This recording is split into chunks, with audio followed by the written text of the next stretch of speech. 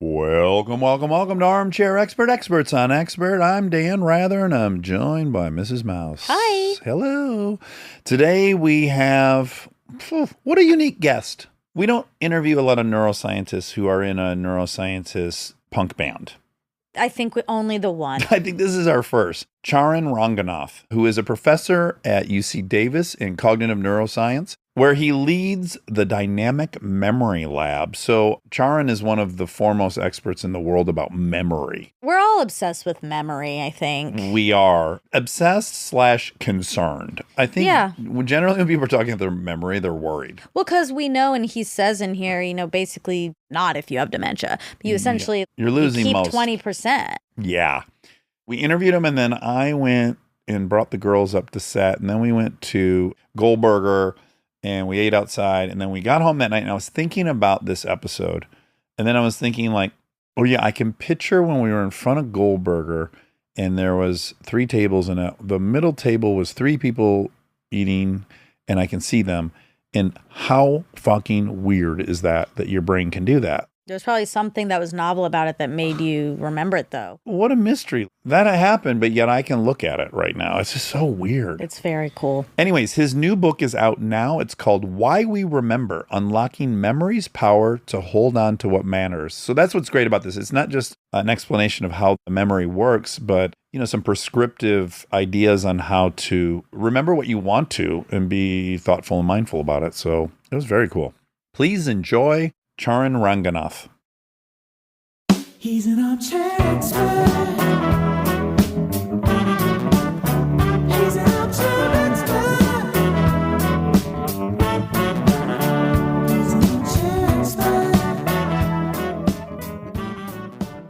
Okay, I brought you guys a swag bag. Oh my goodness. So nice. I play in a neuroscience cover band called Pavlov's Dog. I actually love printed it. A neuroscience Cover yeah, band. stickers Cover for you band. guys. And then this is my actual band where I played original music. It was a shoegaze band. That genre is called shoegaze? Yeah, What does yeah. that mean? You look down at your shoes while you're performing? Well, you have like a whole bunch of effects pedals, like Oh, fuzz yeah. boxes and wahs. And so for people who do that, because there's just like all sorts of sound effects and things. And so people will often just look like, where am I going to keep Yeah. Do you need to use the restroom or anything was just before we gonna start? say You that. do. Oh, Okay, yeah, let's do perfect. that. We don't have a door, so we step. Yes, we're going to do a Oh. quick step out. All right, you can come in. Yeah. That's not my job. I think it's maybe your job to tell her to. Probably. And I have a hard time delegating. Okay. Or asking people to do. Yeah, maybe probably you ask. Yeah, I think that would go I'm just sitting there waiting for her protective nature to take over. No, that's not fair. She cares more about animals than I do. I know, but it's your dog. You Oh, can be no. a boss. You can No. you can say, "Hey, do you think you could take Whiskey to the vet? He keeps crying all day." My sister works for the family. She's wonderful. She's incredible. But because she's my little sister, I really can't ask her to do anything, That's, Yeah. No. Oh, I know. We're on year 10 of this. It's like my daughter. I wanted to pay her to edit my book and just do like copy editing. She's just like, hell no. Yeah. I'm like, I can deduct it from my taxes. You don't understand. No. It's actually kind of funny because we were talking about my daughter. After finishing my book, I came to terms with the fact that I have ADHD. And when I say this, I mean, my teacher said it when I was a kid. Yeah. My school. And so it might have been diagnosed, but it was the 70s, so nobody gave a shit. Sure. And how skilled were these diagnosers? I don't know. That's the thing. It was the 70s because, like, what would they have done? Give me speed, maybe. Yeah, I don't even know if Ritalin was a thing yet. So they basically told my parents that I have bad hand-eye coordination and that I had ADHD. Is that even a symptom of ADHD? I don't know. I think it is. Oh, It kind of makes sense that it would be because it's a focus. The brain's working too fast to slow it down to operate the hands. Well, it's definitely affecting me now because I fell off a skateboard a few weeks ago, broke my arms. Oh no! And did you have surgery? I had surgery, yeah. You busted the humerus? Yeah. And did you have to Broke get it a in rod? half. Clean break. Clean break, yeah. Fuck. Were you on a ramp? I wish. It was the Were you most 13 feet unsexy, above the like, coping? What was the going on? most like incompetent thing. I could basically say bad shoes, bad pavement, long work day. Were you using the skateboard at that time for transportation? Yeah, just to get a little Interesting. bit of adrenaline after work. It was supposed to be a small amount, a safe amount. Yeah. Wow. That has got to be a very painful break. Oh, I went into shock afterwards. I bet. Was that the second biggest bone in your body behind, I think, the yeah, femur? maybe like this thing. I have pretty long arms and long legs. So I don't know which one is. Yeah. And so how many days out of surgery? It's about 2 weeks. I had the stitches removed yesterday. And how does it feel? It's sore, but I'm off of painkillers. I didn't stay on painkillers for that long. And I've got mobility thanks to the plate. That's a big scar. It would be badass were it not for the steri strips, you know? Yeah. I was going to say, I need your advice on getting a good tattoo because I want to get something that would Cover maybe either it? complement the badass scar or cover it. I'm going to go another direction. That in itself is its own tattoo. So if you want a tattoo, get it on the other arm and keep that on display. I kind of agree. I think it'll look cool. Yeah, what's my company I want to start with, Charlie? Scars and Veins. Scars and Gosh, I forgot Veins, about yeah. that. Speaking of ADHD, if I get back to what I was telling you the story. Yes. So after I finished my book, my daughter started saying, Dad, you totally have ADHD. I'm like, oh, you guys say this about everybody. And I all of a sudden remembered this thing that just had been buried in my mind that my mom put me on a special diet with no artificial colors and flavors. And they bought me an Atari and that was, what they could do. So then I started seeing a coach and talking more to my daughter about it. And so she was like saying one thing that I guess people with ADHD do is body doubling, which is this thing where you find someone around you to help you focus and get motivated. And so Interesting. for me, I realized whether it's music or whether it's science, I need to have people around me to feel energized. You look like David Bowie, and he managed to be creative throughout so many years because he surrounded himself with these amazing people. And of course, he's brilliant. I'm not brilliant, but it's like I've surrounded myself with all these amazing people, and it just keeps me going. How does that differ from just being an extrovert and getting energy from social interaction? It differs in the sense that I could be very easily a blob. But with people, I feel accountability. And with people, I get ideas. Sometimes it's even just if I'm writing in a cafe, having people around somehow it makes things flow better. I'm not really linear in my thinking about things. My children are in elementary school, and of course, many of the kids now have diagnoses. So they give the kids with ADHD fidget toys, spinners. That seems to help a lot. I wonder if you need a certain level of distraction. I think everybody does. The key is giving people controlled distraction. I don't want to say anything about people saying they have ADHD now because I don't know enough about it. But I will say that we live in a time where people's habits create a real difficulty in focusing. Because when I got my iPhone for the first time, I remember all of a sudden feeling like anytime there's nothing happening, I have to check email, right? Sure. Pause in the conversation, I got to check email. And for someone like me, this is really hard. But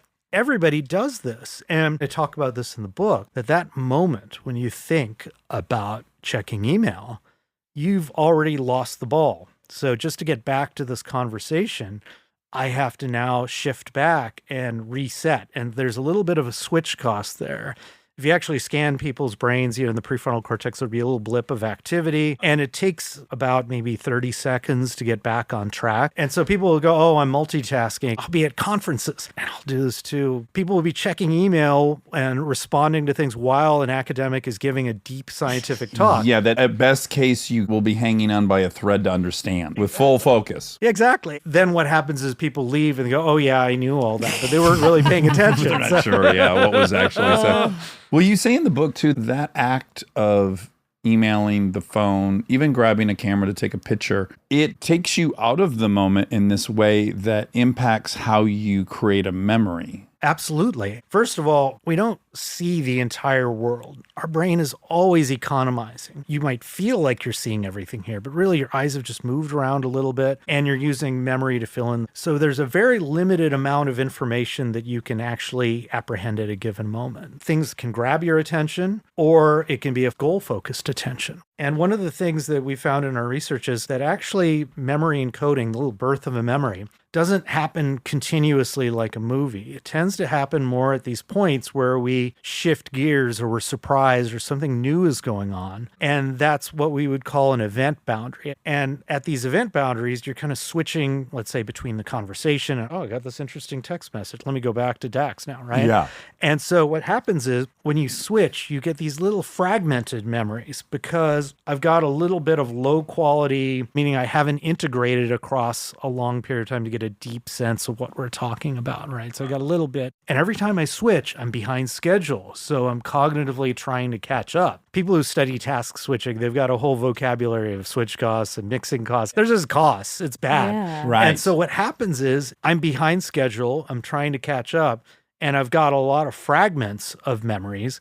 And so then later on, I try to remember it. And what do I remember? Well, I remember coming in and having a conversation, but I don't remember what I talked about. I don't remember what you're wearing. I don't have any of the details that give me that sense of mental time travel, the details that give me the sense of I can recollect this. And so for me right now, I'm on because I want to remember this experience. I'm in one of my zones of hyper focus right now. That process you just described, doesn't that nullify the entire point of a memory when we think about how a memory serves us evolutionarily or how it helps us exist, which is it helps us understand the present and potentially predict the future.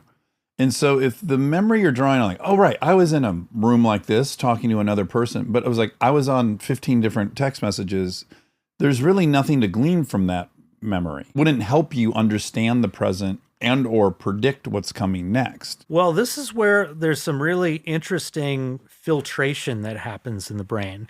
So there's a lot of work in molecular neuroscience about plasticity. We think that there's actual changes in the connections between neurons, the basic computational unit of the brain. And that's what allows us to learn. Because if I can reactivate some sequence of neural activity that is similar to what's happening here, I can have a conscious re-experience of that. But the key to that is being able to grease the wheels so that that sequence of neural activity can be reopened again. So you change the connections between neurons to make that happen. And so when you do that, these changes in the connections between neurons can be very transient. But it's like you got a bunch of neurons that are coactive and they're firing, especially when there's moments of surprise. But what's really cool is there are certain chemicals in the brain like dopamine, noradrenaline, cortisol, serotonin. I think you are probably really familiar with these terms, and many people are nowadays, especially now that there's so many psychiatric drugs that are involved treating these things. And so these are called neuromodulators. They don't just cause neurons to fire willy-nilly. They actually focus your attention, but they also stabilize those changes in the connections between neurons. So when you look at what drives these neural responses that result in dopamine release or noradrenaline release or cortisol, serotonin, they're things like surprise, novelty, attachment, fear, disgust, things that are evolutionarily more relevant. They'd all be under the umbrella of survival. Yeah. Like novelty is exciting because it could mean a new food source. It could mean a dangerous predator. We don't know what it is. And it would be very important for us to assess what that is quick. That's the beautiful thing, because if I'm seeing something that's similar enough to what I already know, I already have the memory for it before it even happened. So why would I tweak all of these neural connections just to get this one little bit? It's more or less the same. It's like you're not going to release any of that that's familiar because you don't need to. Unless it's familiar, but at the same time, I get a reward out of it, or there's a knife being pulled. Even if it's familiar, it's like, oh, it's that familiar guy with the knife. But is this why marriages over time get less exciting? Oh, I mean, there's something there. You're not creating the same level of dopamine For in a long time relationship because it's familiar. Like There's your no brain novelty. doesn't need to. I feel like this is a fact with anything in life. So I wanted to say, first of all, just to my wife, that our It's only marriage getting is stronger. exciting. Is Exactly. it as exciting as it was is in the exciting. first Well, 2 you're weeks? trading, this is well known, you're trading here and now chemicals for dopamine chemicals. You are losing a big bit of your chemical excitement, but you're gaining different chemicals, safety. the here and now chemicals. Attachment, actually, serotonin, all these other ones that you hear about, Oxytocin. So what I would say, though, is you do need to kind of find the novelty. And I talk about curiosity. It's something that you can cultivate, but we, based on our research, suggest that it's associated with a release of dopamine or activity in dopamine-producing areas in the brain. And it produces this state in the brain where you can actually build memories even for things that you weren't curious about. And I especially love the fact that when I listen to your show, it's so infused with the joy of curiosity. because that really is what keeps you going. It's a matter of kind of finding new things, reinventing yourself. I have a colleague who I talked to and I said, what's the most exciting thing you're working on right now? Because that's what I want to know about. If you're excited about it, I think I will be too. And he said, yeah, nothing's really new. Everybody's redoing the same things over and over again. I feel like I have to keep reinventing myself so I don't become that person. Is there a physiological component to that? Do we decline in the ways that we decline every way of having less dopamine, of having less go explore, go find? We must be battling some physiological imperative in this. I think we do. I don't like talking about it as decline. And the reason I don't is there are factors that happen as we get older. Of course, our ability to remember details, our proactive ability to control information, it does go down on average over time. But I also feel like humans live way beyond reproductive years. Yeah, it's a very confusing species to study because in some cases, 65% of our life reproducing is not relevant. Yeah. In my field, the narrative has often been you have this period of time as a kid where your episodic memory, your memory for events is not very good and it's kind of random. And then you become a young adult and everything's great. And then you pass 30 and you start to decline. Episodic memory goes down. And it got me thinking about this idea of life stages. When you're an older person, you have still preserved semantic memory, which is your knowledge about the world. It's basically your wisdom. And if you look in most cultures throughout human history, older people are the source of the wisdom. And they're often teaching the children, they're passing on the traditions, the language. It's not about you. It's about this broader community. And one of the things I found fascinating in looking at this stuff is if you look at other species that live past menopause, they tend to have this intense social culture like orcas. And orcas are led by postmenopausal females. Whoa. And they're the ones that pass on the tradition of saying, hey, I want you to kill this great white shark and just grab its liver or something. And they're teaching all of these cultural traditions. At least that's my understanding. I did go down a little rabbit hole of curiosity for this when I wrote the book. Orcas are so fascinating. It's crazy. We could do love 3 orcas. hours on it. I think they are the only ones that have a larger neocortex body mass index than humans. Is that right? I think so. I learned that at one point in college. Maybe that's been debunked. Okay, but I've been meaning to go back for 12 minutes now. Sorry, I'm going on. No. Can we start with what are the mechanics of a memory? How did they actually exist in our brain? Is it a recipe of chemicals? Is it a series of switches turned on and off? Are we making any physical impression on any material like a record? Like, what are the mechanistic properties of a memory? Do we even know? We know a lot, but there's a lot of arguments. So the standard view is what's called synaptic plasticity. So imagine you have a neuron. There's a little gap between them called a synapse. And so imagine you have a big web of these neurons that are connected to each other. So one neuron's active, meaning that there's these little pulses of electrical activity called spikes. When a spike happens, you get a release of chemicals. Usually it's glutamate is the big one. And that's an excitatory transmitter, meaning it can excite other neurons to start firing. So what happens is there's little receptors for these chemicals on the other side, on the neurons on the receiving end. So the synapse is where one neuron can influence other neurons. When there are more receptors, a neuron can be more likely to be activated by another neuron. So the standard synaptic plasticity hypothesis would be, in the long term, you're getting more receptors that happen through learning, through these genes that express themselves. As an aside, people often talk about nature and nurture, and I find this thing to be so tedious because for learning to take place in almost any theory, gene expression has to happen. Yeah, I don't know if you read Behave. Yeah. I love Sapolsky. What I loved most about his book was this is such an erroneous division. There is no division between nature and nurture. It is one thing happening at all times. Yeah, it's all connected. By definition, learning is based on your experience, but genes regulate that learning. My colleague friend Sam Gershman has shown that you can get learning in single-celled organisms. So they don't have neurons, they don't even have synapses. So there's another idea, which is learning can actually be encoded in DNA. David Glansman at UCLA actually has done some work on this too. And that club is kind of smaller than the Synaptic Plasticity Club. I wish I knew more about this. I just need more time to read, to be honest. But there's all this parts of our DNA that are called junk DNA that's not thought to be encoding any gene. And I think one of the ideas is that the junk DNA can be passed back and forth between cells. You should probably fact check that. Yeah. Oh my God, good luck. I'll write an email after this Yes, and just make sure, exactly. please cut this out. Please. But that's an idea. There's also an idea about what's called dendritic spines, which is just more synapses that can be created. But the simplest version of this is that you're changing the efficiency by which one neuron can activate another neuron. Collectively now, there's an assembly of cells that we like to activate when we get a particular memory. So that's the cell assembly theory, that there's not one neuron that is the memory, but a bunch of them. Is it the combination that produces a new thing? Yeah, that's right. But it's also overlapping. Okay. So there's an ecosystem of memories with overlapping cell assemblies that are supporting these memories. So there is this kind of infiniteness to it, but at the same time, you're constantly recombining and reshuffling elements of other cell assemblies. And is that all with the goal of efficiency? It's super efficient. If you think about it, ChatGPT has sort of a photographic memory. Think of the carbon footprint. I don't even think they disclose this information. And it's like estimates of the human brain is 12 to 20 watts. Super efficient. So you don't get that by just encoding everything over and over and over again. You use, you reuse. And one of the arguments that we've made in some of our computational models is that you actually don't even just connect everything from every neuron that's active at the same time. You just tweak the synapses that are the most important. You make the important ones stronger and you make the less important ones. So you have a part of the cell assembly that's not carrying its weight, some willy-nilly neuron. You just shut down that part of the cell assembly. This process of prioritizing in that moment. So your brain sees something and it's got a million different options to draw on, right? And then now it's making some high probability prediction.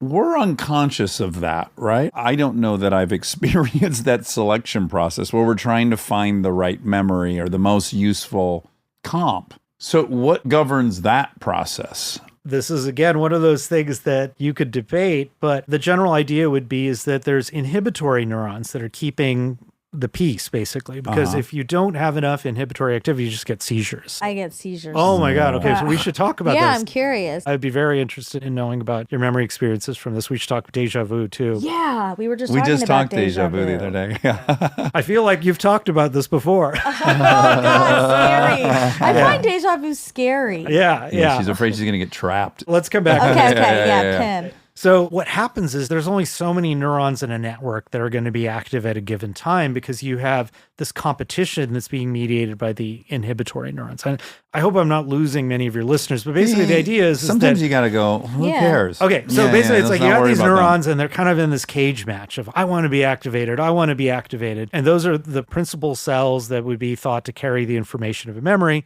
And then there's these interneurons saying, well, this one's a little bit more active than this, so I'm going to shut down this weaker one. And so that's what creates this thing where one memory can pop up, at least in a computer simulation. One memory can pop up and the others get squashed. Something evaluates the relevancy of the one that popped up. You do have some control over searching for the right memory. And so this is where you jump from this level of the neurons to brain regions. And so an area that I've really been fascinated with is called the prefrontal cortex. Basically, it's about 1/3 of our neocortex. And the newest part of our brain. Yeah, if you look at, for instance, dogs and cats, they have a very small prefrontal cortex. Primates big, humans really big. And so it allows us to say, hey, here's my goal, but it's going to happen about 5 minutes from now. Let me shut down the neurons that are not relevant and activate the ones that are based on what I need to get done, but it's not in front of me. It's an idea. You can create a model of the future in your head. And it's based on a goal. So somebody who has no prefrontal cortex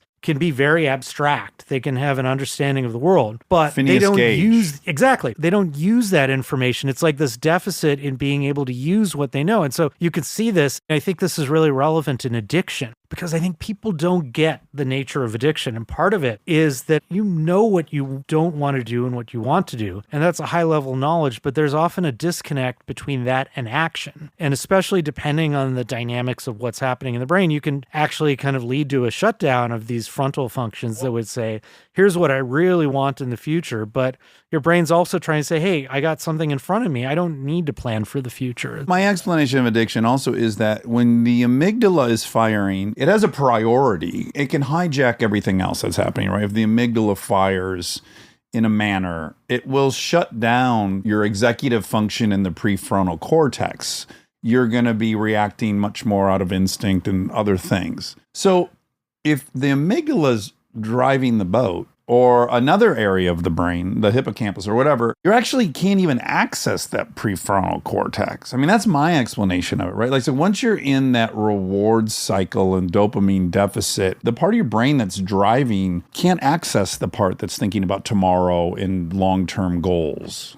Is that flawed? No, I don't think it's flawed, but maybe I'll offer Go some and tell me. cheerful context to this. Yeah. So I want to be careful not to be the neuroscience guy to say, hey, this is addiction. It's your amygdala taking over. I think sometimes you could just put labels on these things without really kind of getting into the nuances. But there's actually an interesting interplay between the prefrontal cortex, which is, again, using goals, the amygdala, and the hippocampus, which is important for saying this event happened in this particular context, this place and time. And so there's actually ways in which the hippocampus and amygdala can teach the prefrontal cortex and say, hey, look, this is relevant in this context. Here's where I get the reward in this context, or here's a threat. Let me avoid this. And so, in fact, sometimes what happens, you can see this a lot in fear conditioning research. So imagine you have a phobia, let's say, of rats, right? Yeah, I hate 'em. So you see rats and you just Not hard to like imagine. freak out. You get into amygdala, big threat response. You have a big phobic reaction. Now what happens is I'm doing therapy with you. You habituate to now you've got the rat right in front of you, right? And you're actually calm. Now you go out on the street and you see a rat and you freak out again. So what's happening is when you're actually getting used to the rat, you're not actually unlearning the fear association. You're learning to suppress the fear association. And so the hippocampus, the prefrontal cortex, and the amygdala are thought to be working together to say, in this context, it's safe. It's okay here, but when you go out there, it's different. You never know. And so I talk about in the books how context is such a driver of addictive behavior in some cases. There's a whole model of this in the animal literature called conditioned place preference is one of those things where you can give an animal a drug in a particular part in a room, and then the animal starts hanging out in that part of the room. And so it's thought to be that what happens is the context now all of a sudden brings up this whole mindset of, I got to get this drug. I used to see this when I did my clinical training, which is that I had patients who were really motivated. They wanted to be off drugs and they were doing great. I had one guy, we worked for like months together, Vietnam vet, and he just got everything together off of crack, off of alcohol in a really difficult situation. But he lived in a house where his brother was dealing drugs. So if you can't get out of that context, you're with the same people, you're in the same places. Maybe this resonates with you as someone in recovery, but I feel like you have to change the context because those are reminders. They activate. Oh, I'm going to go this deeper than context. that. The person that's witnessing what we would say is a trigger, which is a context thing, it's not just that they're observing it. The body starts releasing dopamine. You start actually getting a bit high from the trigger. It's not just, oh, this is my memory. Your brain chemistry changes. You get that dopamine anticipation of novelties around the corner. So you're already a little bit high. Now, once you're a little bit high, we all know how addicts make decisions. Once they're a little bit high, they want to stay all the way high. But I'm curious, have they ever hooked up, certainly they have, put someone in an fMRI who was smoking crack? Is the prefrontal cortex even online? Do we have brain imagery of people? I mean, I'm not talking about an addict 3 days later. I'm talking about someone currently smoking crack. I would hope not. Yeah, they probably But couldn't they do that. studies of people, for instance, looking at drug cues. So people who are suffering from addictions who look at drug cues, a picture of a crack pipe. And that's enough to activate the dopaminergic circuitry of the brain. Now, I cannot say for sure. I read Dopamine Nation and the other one, and that word I find to be the hardest word to pronounce. Oh, well, you know. Dopaminergic. It's so hard. well, Dopaminergic? Dopaminergic. Dopaminergic. Dopaminergic. Just think like a pirate. Oh my I Dopaminergic. think they could do it with. It's not unethical if the dude's already smoking crack anyways. I mean, a lot of people would say it is. I think for alcohol, a little less unethical if you did a brain scan of someone who is maybe not full addict, but someone who's struggled with alcohol. Have we looked at people's fMRIs when they're intoxicated, like drunk? Somebody must have done that. So let me get back to context. Yeah, because this sorry, is sorry, relevant. sorry. No. Yeah. I mean, this is relevant to your question. A lot of memory studies have been done where you give people drugs or you give people alcohol. This was done in the 70s. Now it's harder to do this kind of research, but they would give people things like barbiturates, LSD. They would give people weed, half a bottle of vodka, you name it. I mean, some serious hardcore stuff sometimes. And one of the weird things that they would find is if you learn something in that state, you would find it easier to remember it when you're in that state again. There's a particular context, but it's a mental context. It's a state of mind, and it's a feeling that you have. And so what happens is your prefrontal cortex, I would argue, you're activating a mental context, a frame of mind that says, okay, in this context, here's my goals. And that's part of what activates this window of memories. And so I would argue it's not just addicts. You know, I can be like, I want to be in a diet, and I go into a pizza place, and all of a sudden my prefrontal cortex, my whole brain is basically in this context. Here's the reward that I get. There's a whole thing called the empathy gap, where people have this inability to empathize with their future self. I heard this beautiful interview on the Hidden Brain podcast with this woman who, when she was younger, she was raised in this family where they're like, you can have sex, but just take birth control. And then she gets with this one guy who's like, I'm not going to use, a condom or whatever. And she just doesn't. In the heat of the moment, she does not. And the thing is that she couldn't anticipate what the feeling would be like and how the state of mind changes. So we tend to think of the prefrontal cortex as being my logical Mr. Spock saying, don't do this. It's really about saying, here's my goals in this context, and here's what I want to do. But as I was saying, it's a competition. If I've really reinforced a particular goal, which is getting drugs, you don't need much to activate biologically relevant goals like avoiding threats, getting rewards, which drugs hijack the reward system, or getting sex, drugs, rock and roll, Yeah. You don't need much of a learning mechanism for that. And that's going to produce this competition that suppresses these more distant kinds of things where it's like, well, I might get something down the road out of this, but look what I got right now. Stay tuned for more Armchair Expert, if you dare.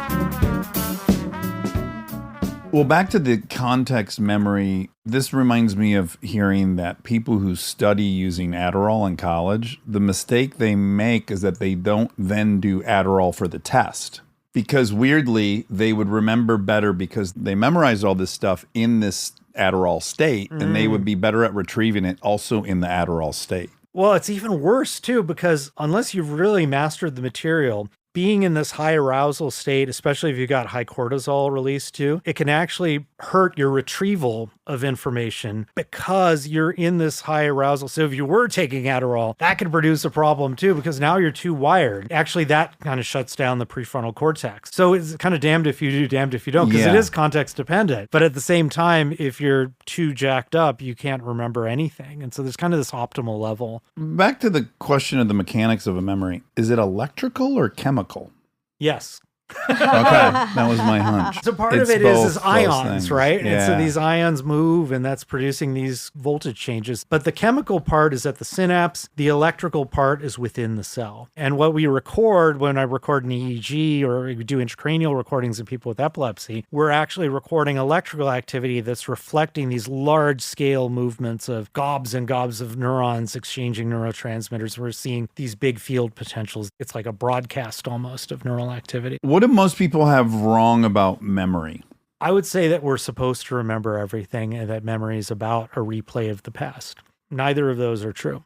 Anyone who's been studying, most of the details of their experience will be forgotten. Okay, so our memory is not nearly as good as we think it should be. And then what was the second part? Oh, that it should be a literal replay. Oh, right, like of you're our watching experience. a recording of it. That's right. What is our capacity as humans, memory-wise, relative to A, other species, and then B, machines? I love this question. What I would say, first of all, is I try to avoid good and bad memory because, again, the implication is somehow if I'm hoarding a bunch of my memories, that's good, right? But it's not necessarily good. You want to be more selective. I come in here, I could go like, Dax, Monica, what are you doing? You have all this empty space. Why aren't you just putting a bunch of stuff in here, right?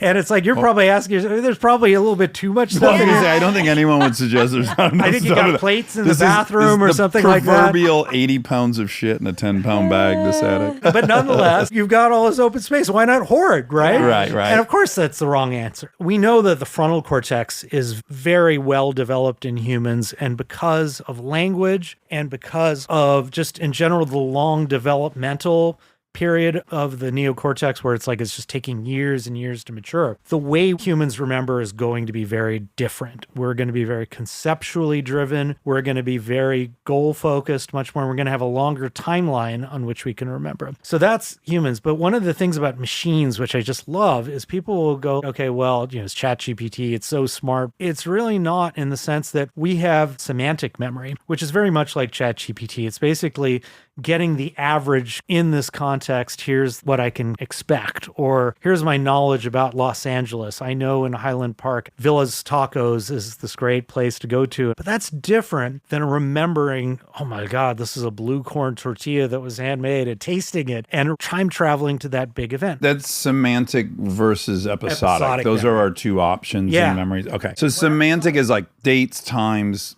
places, geography, all those things, the concrete. Yeah. So let's say I went to that same place and now there's a different taco stand and I get food poisoning from it. Maybe not food poisoning because that Let's gives go a for different it. kind of learning. Let's just say I had a bad taco. So now I'm going to have to use episodic memory to say, hey, I don't want to go back to that place again because they've changed this taco stand. But ChatGPT is going to take forever to learn this because it already learned that this is a good place to go to. Oh, interesting. And so it doesn't have that episodic memory that can allow it to stop on a dime and flip.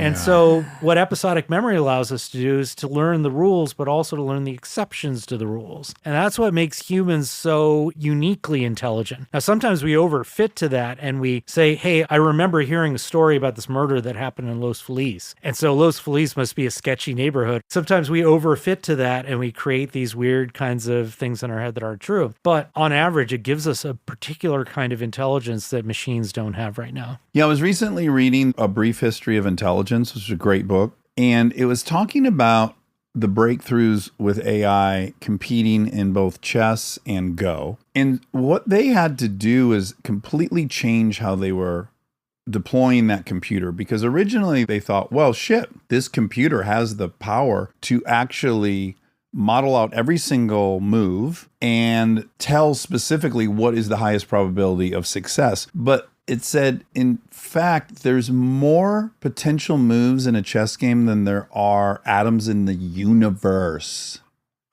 which is almost incomprehensible. Wow. And in fact, no computer can actually model out every single move. And then it had to teach it to do what human brains already do, which is go to this really quick, thin slicing, high probabilistic way. So then it had to basically tone it down, like just look at 10,000, then see what pattern emerges for that. And this is like all stuff the brain just already does naturally. And then you got to get like fascinated all over again with what this thing can do. They use deep reinforcement learning for a lot of the stuff. My friend Demis Hassabis at DeepMind has done a lot of cool stuff. Part of the reason why AlphaGo beat the best Go player is because it was doing something a little different than the Go players were doing. Otherwise, it would have a lot of trouble. So it is doing something a little different, but you're right that you can't get everything. And so you have to analyze the problem from a lot of ways. One of the cool things about episodic memory is that you have a lived experience. Maybe you just saw this game once by some people on the street playing chess in New York. And you can uniquely go into that lived experience that happened from you going into the world. You had a roommate who was doing something and that influenced you in some way.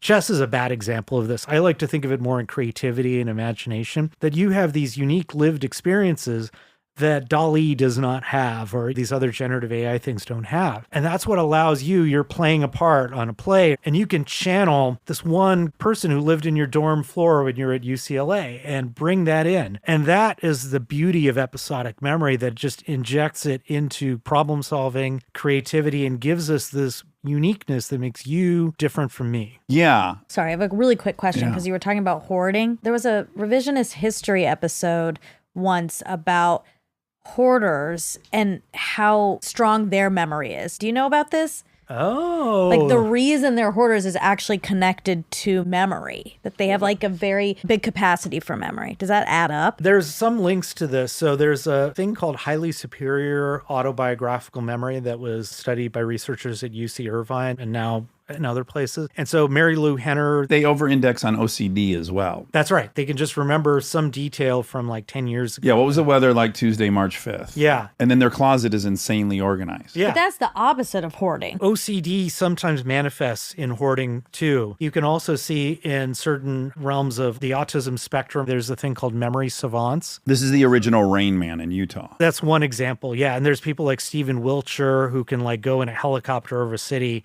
and then paint this incredibly detailed, almost photorealistic painting of it, right? And so there's mind-blowing. kind of this overlap with OCD related symptoms there that have to do with these kind of obsessions and sometimes anxiety and control. What's happening with their memories that isn't happening in ours? We don't know about how different people are. Ours, I don't even know what ours means, Yeah, right? you're right, yeah. It's just such a fascinating topic. But I can't paint a city after looking at, I don't have that ability. Just in general, you have an area of expertise, let's say. You're looking at different things than somebody who's not an expert. And so you can subdivide the world in so many beautiful ways. And so as a result, your memory for the stuff that you're an expert in will be amazing. Chess experts can remember entire matches. Think about, again, how many pieces are on a board, how many infinite possibilities of moves they have. A chess grandmaster can remember an entire game. Now you look at someone like LeBron James, and you look at LeBron's ability to call back entire sequences of events in basketball games, and you look at YouTube videos, it's just phenomenal. Another fun one is they put headphones on these Formula One drivers and they play 20 seconds of the engine noise and they'll go, that's Imola turn 6 and 7. Wow. They know what the engine sounds like on every track and every turn. And they have every track memorized to that detail. Half shift up. Okay, that's the hill going up Spa. What's even more insane is they see that pattern happening in real time. They also make them drive the course blindfolded.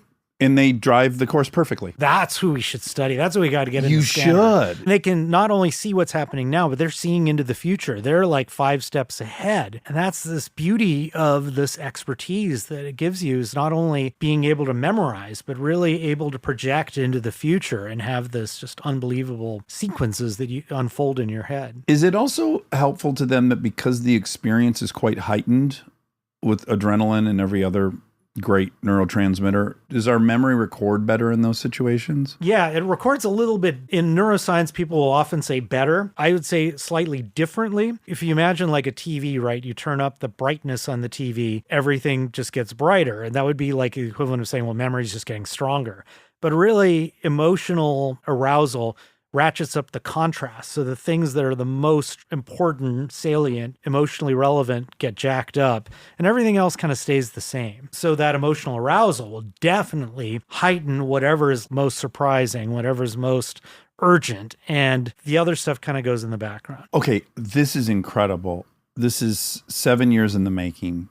I've had this theory forever. I've launched it on a couple of people that we've had in that were neuroscientists, Uh-oh. but I've never had the perfect guest to ask this. Okay. So really quick, perfunctory knowledge. Do you know how slow motion works in cameras, in film and television? I will say no, because I probably would think I do, but I don't. Okay, so the camera's normally taking a picture 24 frames per second. And when you want to create slow motion in a movie, you actually record at 100 frames per second. But then you play it back at 24 frames per second, and that creates this illusion of slow motion. So my explanation for why everyone who thinks the car accident they were in was like 3 minutes long is that in that super heightened state, you are so aroused, you take in so much more data, more smells, more sounds, more everything. Your brain is hardwired to run at 24 frames a second, but you've basically compacted about 4 minutes worth of data into this sliver of time so that when you're going through your memory, there's all this data you're going through, which makes it feel like it was slow motion.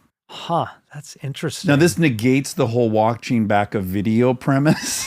That No, you stated already, No, but I'm trying to- so curious what this phenomena of thinking time was moving very slow in an accident is explained by, and I feel like that's the comp. What you're talking about is a phenomenon called time dilation, where essentially it's like time feels bigger than it actually is when you're just in an aroused state. Literally, your heart's beating faster, Yeah. right? And so it's a lot like what you're talking about, which is that essentially you're getting more frames per second. And so as a result, I can imagine that gives you a different sense of time. I just feel like we play it back at the same frame rate no matter what, because that's how we play back memories. But we probably are not playing it in the sense of playing a recording. Right. We're still getting bits and pieces.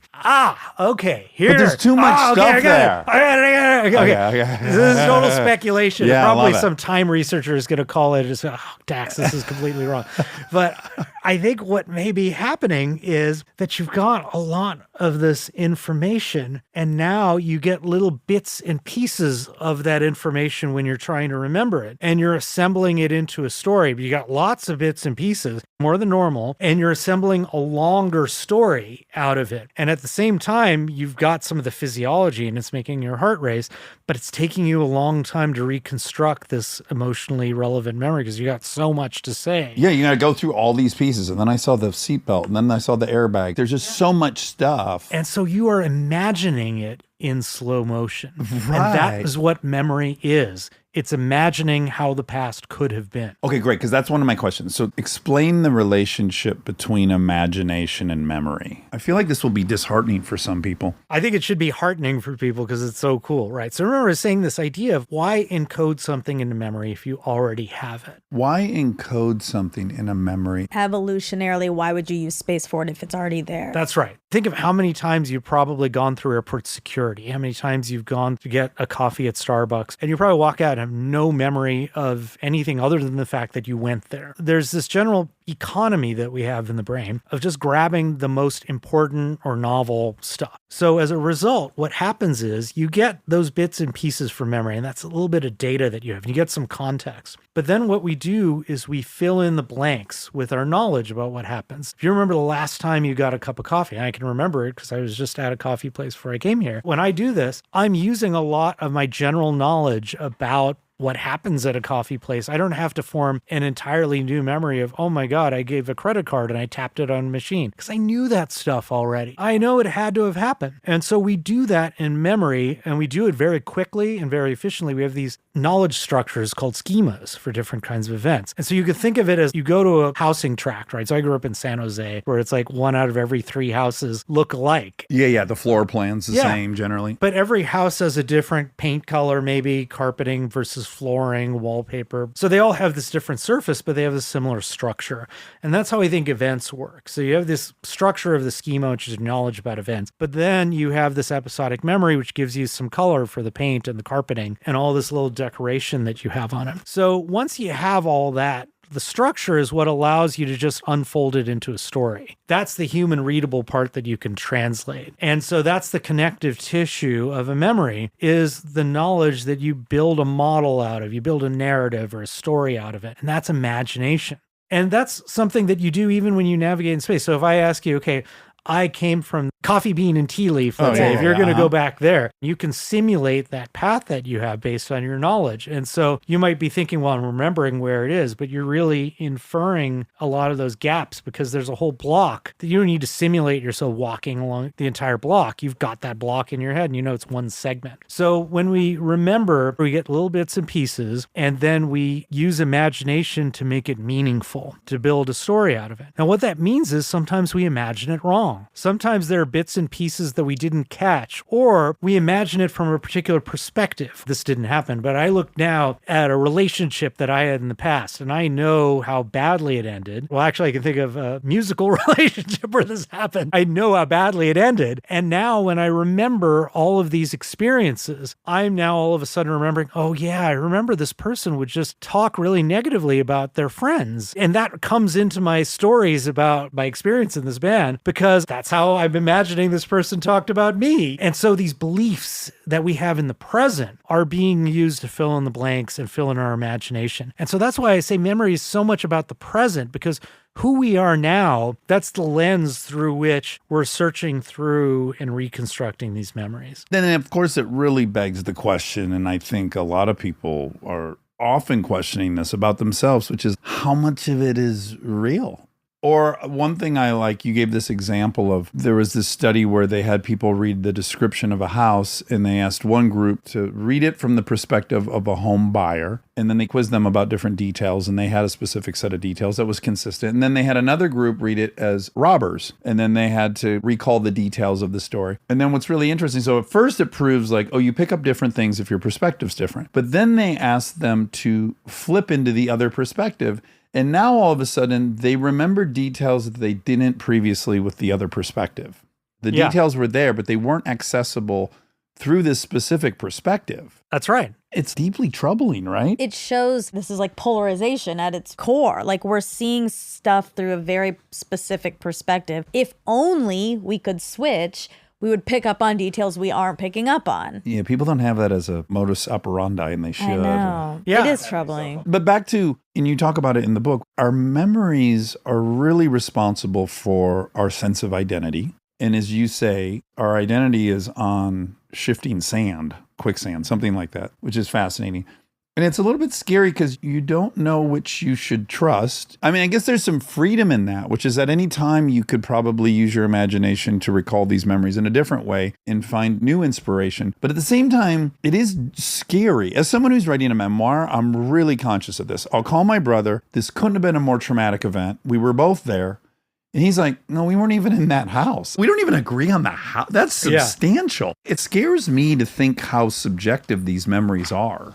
They are subjective, and it's what I really want people to take away, because there's a lot of work on errors in memory, and there's no question in any scientist's mind who thinks reasonably about this stuff that memory is literal and photographically accurate. It's just not. But that doesn't mean it's all mush. And this is really important because there's a lot of work that's being done in the forensic field about ways in which eyewitnesses can have their memories corrupted. But that doesn't mean everyone who's been sexually assaulted is just making it up from their memories. So it's a very real and dangerous perspective to just say memory is completely made up, because it's not. Yeah, it's very fallible. And most of the important stuff we do get. I like to say memory is like a painting. It's not like a photograph. So you have that painting over there, both of you. Yeah. And it's like this painting captures some elements of who you are. You can see there's a context there. There's features of you that are moderately accurate. And then there's some stuff that's clearly inaccurate.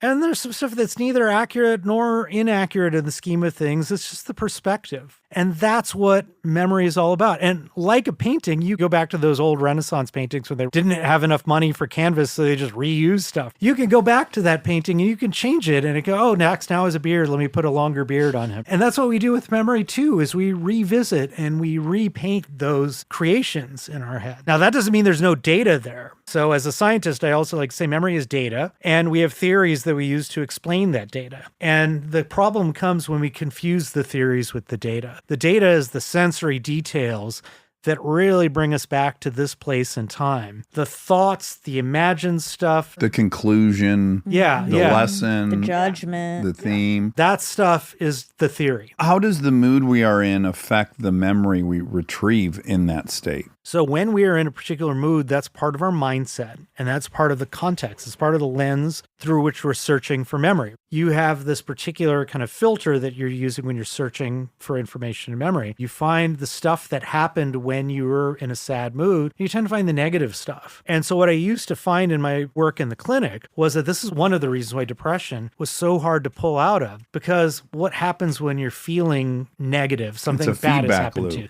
you pull up more negative memories. Listen to sadder music. Yeah. Then you pull up negative memories, you feel worse. And then you pull up more. And so it turns out to be this kind of filter for your memories when you are in a particular mood. This also gives a little bit of a scientific backing for the power of positive thinking, I'd imagine, too. It makes it a little less, Woo-woo. woo-woo. That's the word I'm looking for. Yeah. Well, actually, the funny thing is, on average, people who are not depressed have a positive bias in memory. They tend to remember more positive events from the past, and they tend to reconstruct the event more positively than it really happened. Oh, really? And as we get older, people tend to get more of an optimism bias. On average, again, everybody's different. That That's a speaks exactly blessing. your question. It is. It really is. Yeah. Okay, How are memories different from the feelings we have about them? The feelings that we have, these emotions, are related to survival system, or the parts of our brain that help us respond to stress or threats in the environment, uncertainty, novelty. And so those will give us a pattern of activation in our brain, and also peripheral nervous system changes that interact with our brain. People go, oh, well, trauma is in the body, but the brain's a body part. One of these other erroneous compartmentalized ways of looking at things. Those feelings are part of the memory. But the thing is that our memory for the context and the details can be split apart from those feelings that give us the vividness of memory. So if you look at people who don't have an amygdala, they don't get that emotional arousal with memories. They don't have an effect of emotional arousal on memory in the same way that somebody does, but they can often remember a lot of the details of an event. And somebody without a hippocampus might still have that emotional arousal, but not remember the details. And what we've found in some of our MRI research, and others have found this too, is that when you give people emotionally arousing things to remember, people will report that as being more vivid when they remember it later on, like a picture of a car crash. But they don't remember any more details than for something like a picture of a mom holding a baby. So it feels more vivid, but it's not in fact more vivid. Exactly. So when you get activation of both the peripheral nervous system, but also kind of the survival systems that are kind of making you feel aroused, that becomes part of this immediacy that you get. But that is dissociable. And the reason why I say this is because you can change the way that you frame an event. And that knowledge is separate from that feeling that you get. Sometimes the feeling people get will give people a sense that this is exactly how it happened. And that is not the same as your actual understanding of what happened and the details of what happened. Yeah. I suffer from this. We I all really do. trust my Everyone does. memory and conclusion. But it is interesting. I guess the way I could find purchase in a lot of these things that you're talking about in the book is, let's say 2 months after I broke up with Bree, my girlfriend of 9 years, if I had to tell you why we broke up, I would select all these memories that confirmed it was entirely her fault. And over time, and with some growth and some recognition of my own character defects and failings, when I look back and review it now, I weirdly see way more of the stuff I did. My overall perception of the breakup has altered as I've gained new knowledge. And I guess that's a way in which it's potentially good and healthy. In a weird way, it feels wrong to update memories. In theory, that's what happened. They shouldn't be reinterpreted or rewritten. But if the only purpose of the memory is to serve you in the present and in your future, then of course that's what should happen. That's exactly right. Let's say 20 years from now, we get together for a beer. You would probably look at me and you'd go like, okay, well, he's aged so much. Or not a beer, sorry, coffee or something like that. I knew that was going to Okay. stumble you up. And I Rob, wanted can to you leave edit you this on out? that. It's like, I just like... Let's get together for some lines. Like, okay, sorry. Okay, I just am He so could- It's been 20 years, mortified. don't even worry. Please kill me. No, people always, it's so funny. Someone will go like, oh, we did that. And they're, oh my God, I'm so Well, sorry. some people it would bother. Yeah, right? yeah, Yeah, no, I mean, I no. used to work in the alcohol treatment program at the Well, VA. he has so- a NA beer, so you guys could. There it is, right there yeah, we we there. go. could bang back some Okay. Ted Seegers. Yeah, let's do it. I will do it. Okay. I'll wear your band shirt and you drink my beer. We'll be symbiotic. So let's say we get together for non-alcoholic beers. Then another year later goes by and you see me, you'd probably go like, he's way older than I remember. Now, if you updated your memory perfectly, I wouldn't be that much older because it would only be a year since the last time you saw me. So if you updated your memory ideally, then you would actually have less of a sense of, hey, something's new here. But we don't update our memories enough sometimes. And so that's why we have this experience of relatives that we haven't seen in a while. But really quickly, that seems like a function of prioritizing which impression is more important. Because if I were to now permanently make my image of you at 62, it feels more relevant that I remember my initial for my survival. I could see why the brain prioritizes the initial and cements the initial summation of you, because we're evaluating whether you're good or bad for us or safe or you're a threat. And so I don't know, it feels like, why wouldn't my image of you be at 62 if that's what you are? Why do we hold on to these earlier images we form of people? The strategy is to split the difference. There's a thing in machine learning called overfitting, where if you have some thing that you're trying to learn and you learn too much about it, it actually is bad because you can't generalize in a good way. So there's a general strategy that you want to have where you want to learn just enough. I mean, imagine if I just got this perfect memory of you right now, and the next time I see you, if you shaved, and I'd be like, I have no idea who this guy is. Right. That nose looks familiar. Exactly. You know, it's Not like, those cheeks, that they're bare. tattoo. I've seen that somewhere before. So you don't want to overfit like that. And so I think that the brain is updating, but it's not updating completely. And then there's also all sorts of interesting, weird things where sometimes you just form a new memory of remembering. And so there's separate God. memories, but it's like, I'm remembering that time. I remember that time. Yes. Okay, so that's great. That brings me to now, this is not in your book, but this is something that has plagued me, like the car accident time shift. I have on numerous occasions, which generally I'm at my mom's house, I'm flipping through a photo album, and I believe I have a memory of standing on my porch at 4 years old in this house we lived in. And I can see it perfectly, and I know it's my memory. And I'm flipping through the pages, and I go, oh my God, that's the exact image I have in my mind. And then I have to admit to myself, I don't think I actually have a memory of that time. I have a memory of this photo. And I have come to realize so much of my memory is really my memory of these photographs. What's happening there? Well, so, and I get this, by the way, from people who go, I remember when I was like 6 months old. Yeah, And yeah. it's like the data says that you do not remember when you're 6 months old, but you might remember seeing pictures of yourself and hearing stories about when you're 6 months old. And then the imagination kicks in. You just lose the ability to tell the difference in things that you thought about or seeing a picture and things that actually happened because they're all just mental experiences when you just activate a memory. And so in your head, thinking about something and remembering something are not all that different. But getting back to your question about why is it that it doesn't feel like you have that sense of mental time travel, you don't feel like you're going back in time. It's just sort of like something you read about. What happens, at least in our computer models of the brain, is that when we recall a memory, we're recalling it in a new context. And so the hippocampus might be saying, time travel back to this particular time and place.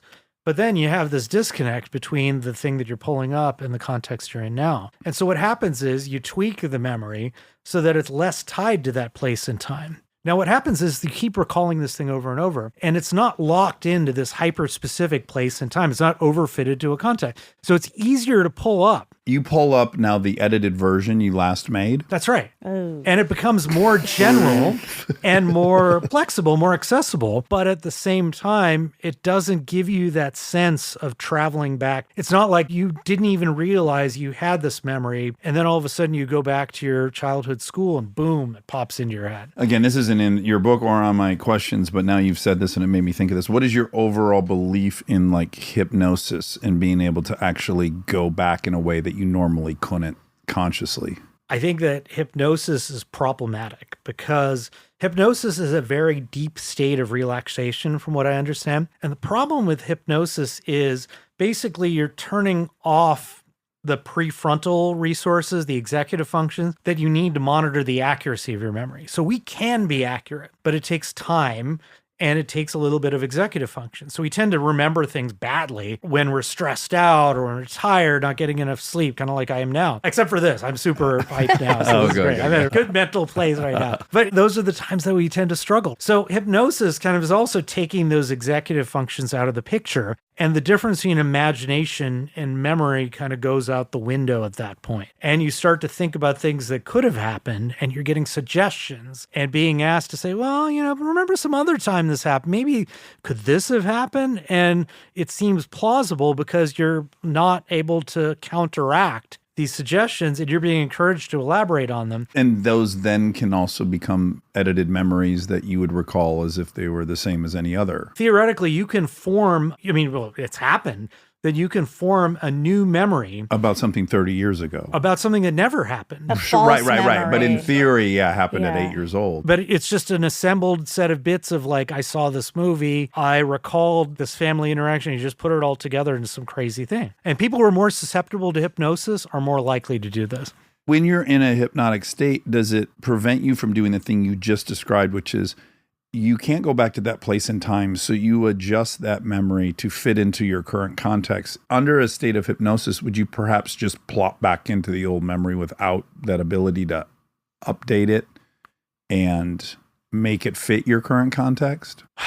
That's a really good question. don't I have know. to say, I don't know. This is something I like to say a lot is I don't know or we don't know. Yeah. Because it's like you don't hear scientists say No, that it's- enough. It's good. And that's like a big part of the science. But what I would say is you can pull up a lot of context, but then free associate and glom together a bunch of stuff that becomes associated. And so I think, yeah, you might end up creating something that's so new, you create this memory of imagining or this memory of remembering and imagining that's separate from the original event.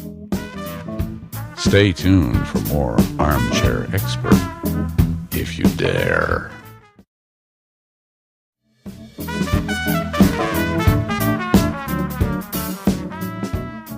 The brain is good at delineating between memories of dreams. Like, I find it's kind of shockingly good. It's only once in a while No, where I go, sometimes I am like, did I dream yeah, that? sometimes. Occasionally I'm like, I don't know if I dreamt this or this happened. But again, once every 2 months that happens Yeah. to me. And you're creating a story every single night that's super detailed. And really, you're not But they're confused for the so most part. bizarre that it's kind of hard to make it real. You know that it's fake because you flew, or I had one the other day where there was a moving photograph. You can hopefully know that Discern that's the difference. Yeah. This is something I think about a lot. So there's all sorts of interesting work being done on dreams right now and memory. And one of the things that people are finding is that dreams aren't just associated with REM sleep, they're associated with other phases of sleep. And there may be dreams throughout a night of sleep. And dreaming is a big part of how we create memories, no? File memory. The file cabinet analogy we've heard? Is Well, that's I don't you like don't that believe- one. So I like that you don't like it. I guess I'm sort of a punk neuroscientist because in neuroscience, there's a view of memory as being very literal and these kind of like traces and so forth, and you strengthen the traces. But the problem is that works in an animal that has very few memories in its life, like a lab animal. But humans have so many memories, it's a big ecosystem. And one of the things that many sleep researchers have found, and we found it in one study, is that sleep is this time really to combine information across different kinds of events. Because if our episodic memories are tied to a particular context, you can really restrict yourself from building some kind of a general schema. You're siloed, right? You're so it's siloed. like connecting silos at night. Exactly. So if I walked into your garage and I saw that you had like a bunch of Costco packages of Cheetos, then the next time I come and I see like a bunch of Costco things of Oreos, at some point during sleep, I can build this larger concept, which is Dax stores junk food in his garage. Right. And so that is a kind of magic that comes out of sleep. And what you see after sleep is often people are more fluent in producing the information. Like if you're learning a new language, the people are better at producing that information, or trying to learn a new piece of music and you're better at producing that later. I hate to flip the script on you both, but I've been dying to ask a proper actor, and you're both proper actors, how do you memorize lines?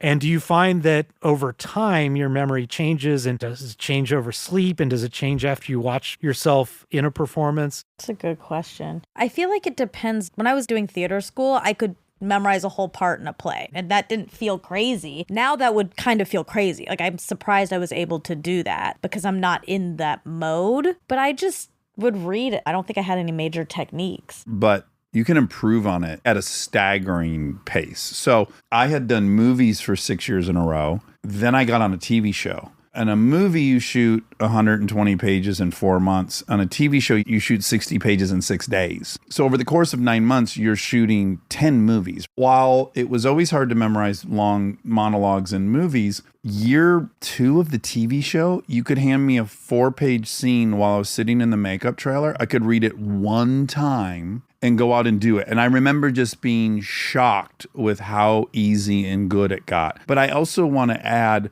that I changed how I memorized the lines. I think I inadvertently stumbled upon something that probably would have helped in the movies, which is if you try to get every word of this sentence down, I get overwhelmed like I did when I had dyslexia. Like, well, this is not possible.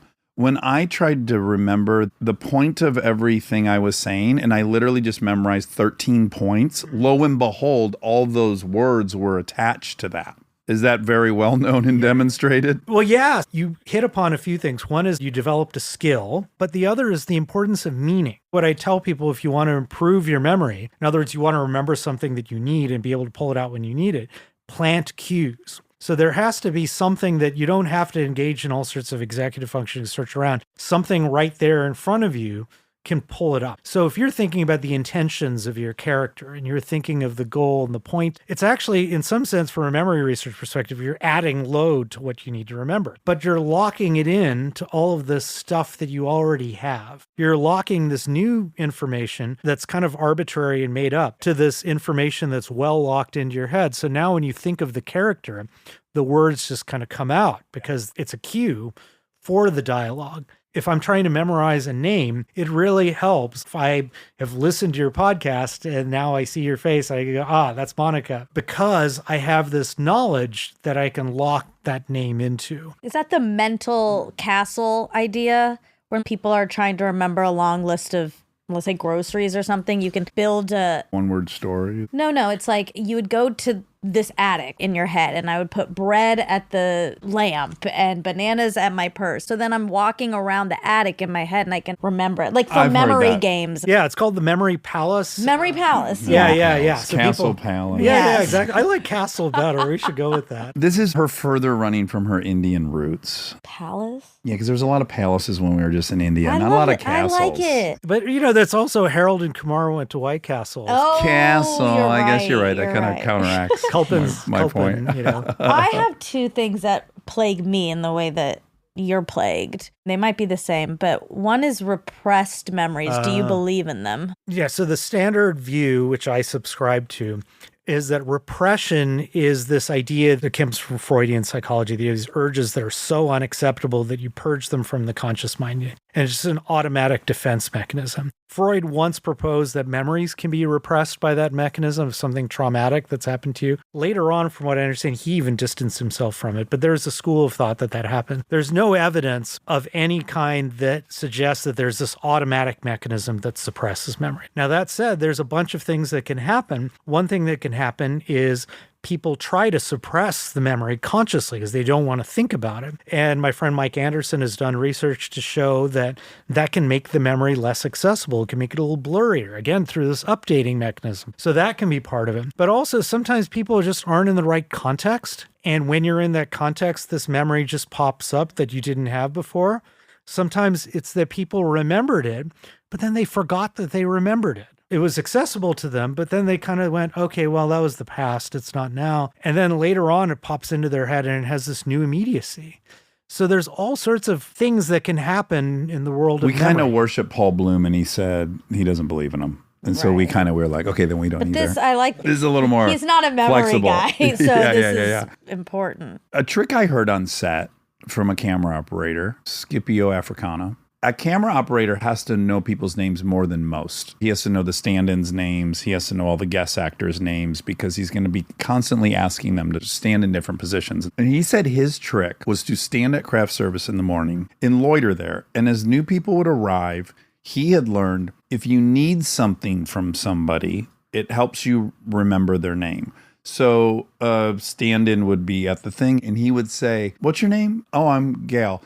"Gail, could you hand me a creamer?" And I wonder if there's any validity to that technique. I find it kind of fascinating. He certainly was great at names. I like that. What I have noticed, and this is shameful, but this is so true. I say I'm bad at remembering names. I am not bad at remembering high status names that are in charge of my future. I don't have any trouble remembering the boss's name or the director's name or the producer's. I need something from them. And somehow I'm great at remembering names. Well, there's a bunch of things. So one thing is motivation and motivational circuitry, that like the dopaminergic parts of the brain, for instance, in promoting memory. So that makes sense. The idea of linking it to a goal, to the extent that there's a social reward there, is something that probably would make the event more memorable. I think what's missing from it is it's not linking the creamer to the facial features, because people will say often that they don't remember a name, but usually it's that they don't remember which name went with which face. Monica is a great name, but there's nothing that links your face to that name other than the fact that people say that name every time I see you're around. There's nothing inherent. That's right. It could be Courtney Cox's association. She was Monica and Friends. So that name, there's all this competition there. But the creamer gives you a distinctive thing to lock into that makes it unique and makes this moment different. So you've got meaning, you've got goals and motivation, and it also just is focusing your attention on those factors. Just the commitment to do it is halfway there, probably. This is something that I say a lot, which is if you know that 80% of the details in your life or more are going to just vanish, what is the 20% that you want to hang on to?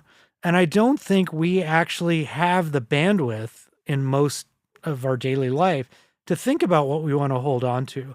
I lose names before I even have a chance to think that I need to memorize this name. Totally. Yeah. I never thought about it this way, but it's sort of like the memory palace. People who study rats will say, well, it's because our brains are spatial and we put everything in space. Really, what it is it's a structure in your mind of organizing information. And so if you imagine, for instance, we do take the file cabinet analogy and we have different files for different memories, then they're not competing with each other. It's not as if they're in the same folder or in the same cabinet. So there's less competition. So if you know a role for each person on the set, that gives them a unique slot. It's almost like a room in your memory palace. All the great mnemonics, like songs, have a structure to them, but social information, all this stuff. That's what I wanted to ask about. Why music is a full time travel, I feel. We've talked about that before. How if you hear a song, you can immediately transport back to an old memory. Why is that? There's a number of factors. Number one is music tends to be on as a soundtrack to our experiences. So it's part of the context that we talk about that uniquely tells us about a time and place. So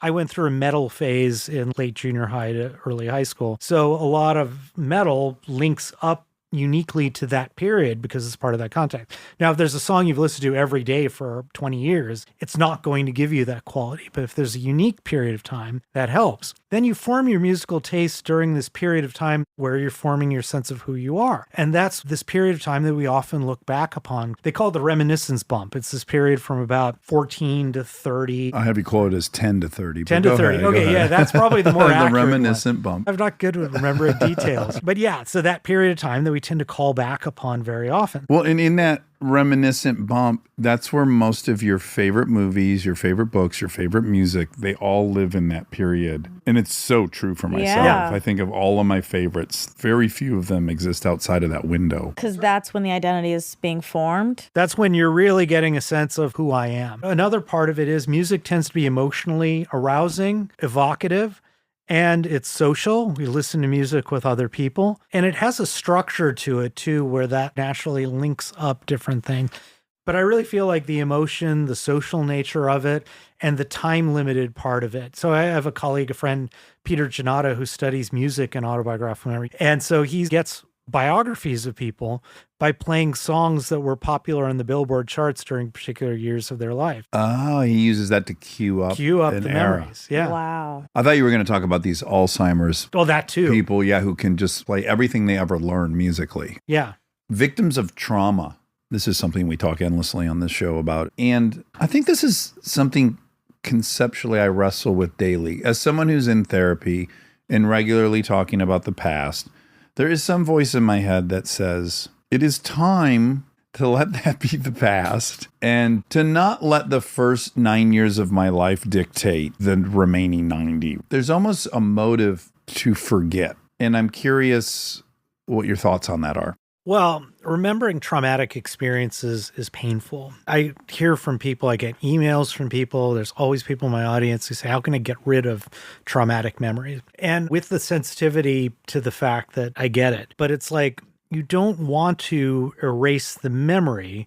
You want to change your relationship with the memory. And that's very hard when you're trapped in your own head and trapped in your own perspective. That was another one of my questions, but you're kind of incorporating into it, which is how memories that are formed with another person are different and how forming memories together, it's its own thing as well. I used a statistic that I got from an analysis in the book. I think it was something like 30% of human language is spent basically communicating memories with others. And I would argue that's probably why we evolved language, because I don't have to make mistakes to learn from them. I can learn from your mistakes. And that is this enormous capability that we have language. So memory is so intertwined with that social language function that we have of communication. And there's many parts of it, but one big part of it is you have this memory updating capability, which is if I share a memory and now you give it back to me, again, you've got a memory of my memory because I've shared it with you, but now I'm seeing that memory from your perspective. Even just telling you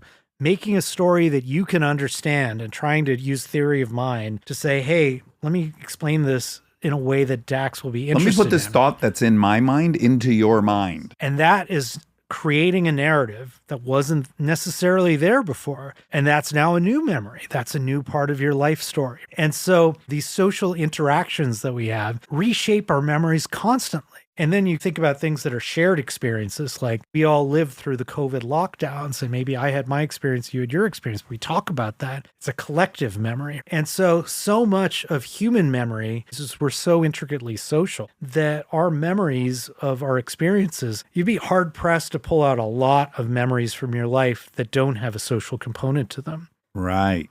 Well, it did make me think, often when I tell my brother about a memory that we both should have, we rarely agree. And then I have my childhood best friend, Aaron Weekly. This happens all the time on this show. Yeah. I'm like, I think these fucking 5 ninjas jumped out and that can't be possibly what happened when we left this bar. And then we'll call Aaron and I'll go, what happened when we got thrown out of that bar in New York? He's like, yeah, like 5 ninjas and Adidas jumpsuits jumped out of nowhere. He and I are always in lockstep, which I find to be very rare. Even married, our memories are much different. But I'm just curious if there's something to the fact that he and I are so similar and our perspectives are so similar that there's rarely any disjointedness in our shared memory. Whereas other people that I have a much different perspective of just baseline, rarely do those match up.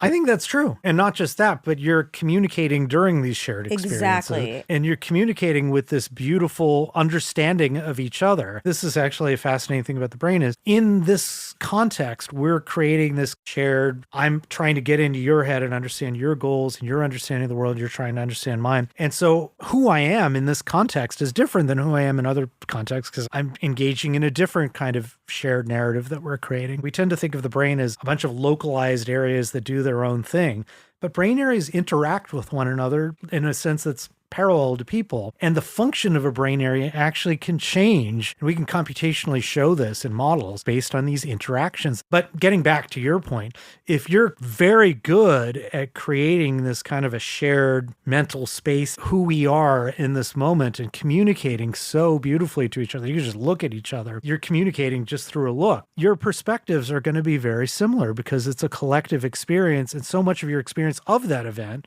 is your partner. They've told that story together before. And so even the word ninja, like you guys did that in a telling at some point. Sure, probably the morning after it happened. Exactly. Yeah, And so you guys are creating the story together, so it's going to match we up. co-author all these memories. Yeah. So you do have prescriptions in this book, the goal of it being to make mindful and intentional choices to maximize the positive effect of memory on well-being and adaptive function. So I think people will want to know, what kind of things can they do to make better choices? Given that, as you say, most of everything we witness we're not going to remember. So if we're only going to remember 20%, how do we focus and become intentional upon that? I think we need to allow ourselves time. Executive functions take effort and it takes time. And I think that's a big part of making these mindful choices, just giving ourselves the time to say, what is my goal here? What do I want to remember? And then there's another part of it, which is what are my goals in general? And so if I'm planning for the future, I might plan a vacation and I know full well that a vacation involves me sitting around and just obsessing about Airbnbs and trying to find the perfect place, trying to find the perfect price, sitting in line at airport security. But later on, when I think about what happened over the course of the year, that's what I will remember is spending time with my wife and my daughter and going out to some restaurant, laughing and those things. Those are the moments that I want to remember. But on the other hand, sitting watching TikTok videos, I mean, no offense, that's not something I want to remember a year from now. It's about being mindful of what are the memories that I want to plant and curating those future memories for your future self. Again, that makes me think of Kahneman and the experiential self versus the narrative self. It sounds like you're prioritizing the narrative self. That's the self that calls the shots, and that's the only self that lasts. This moment is already gone. It's memory. Right. This has to be addressed because it's probably the thing that's most present when you leave your house, which is you go to a concert and everyone is filming the entire thing as if they're a videographer and as if they're going to watch this thing, which no one ever will watch this video. How are you obscuring your memory by doing that? How are you tainting it? I love this because I'm noticing this. I was at a Descendants concert and it's like this older punk band, but there are all these young people there with their phones up. And I was like, people would be stage diving into these phones. Sure. Swatting them out of hands. Exactly. The interesting thing is this relates to people's idea that if I document what happens, I will remember it. Because of their spurious association with the memory working like a video camera. Exactly. And I think there's two things wrong with that. One is you're no longer actually in the moment. You are thinking about recording. You're not actually experiencing this anymore.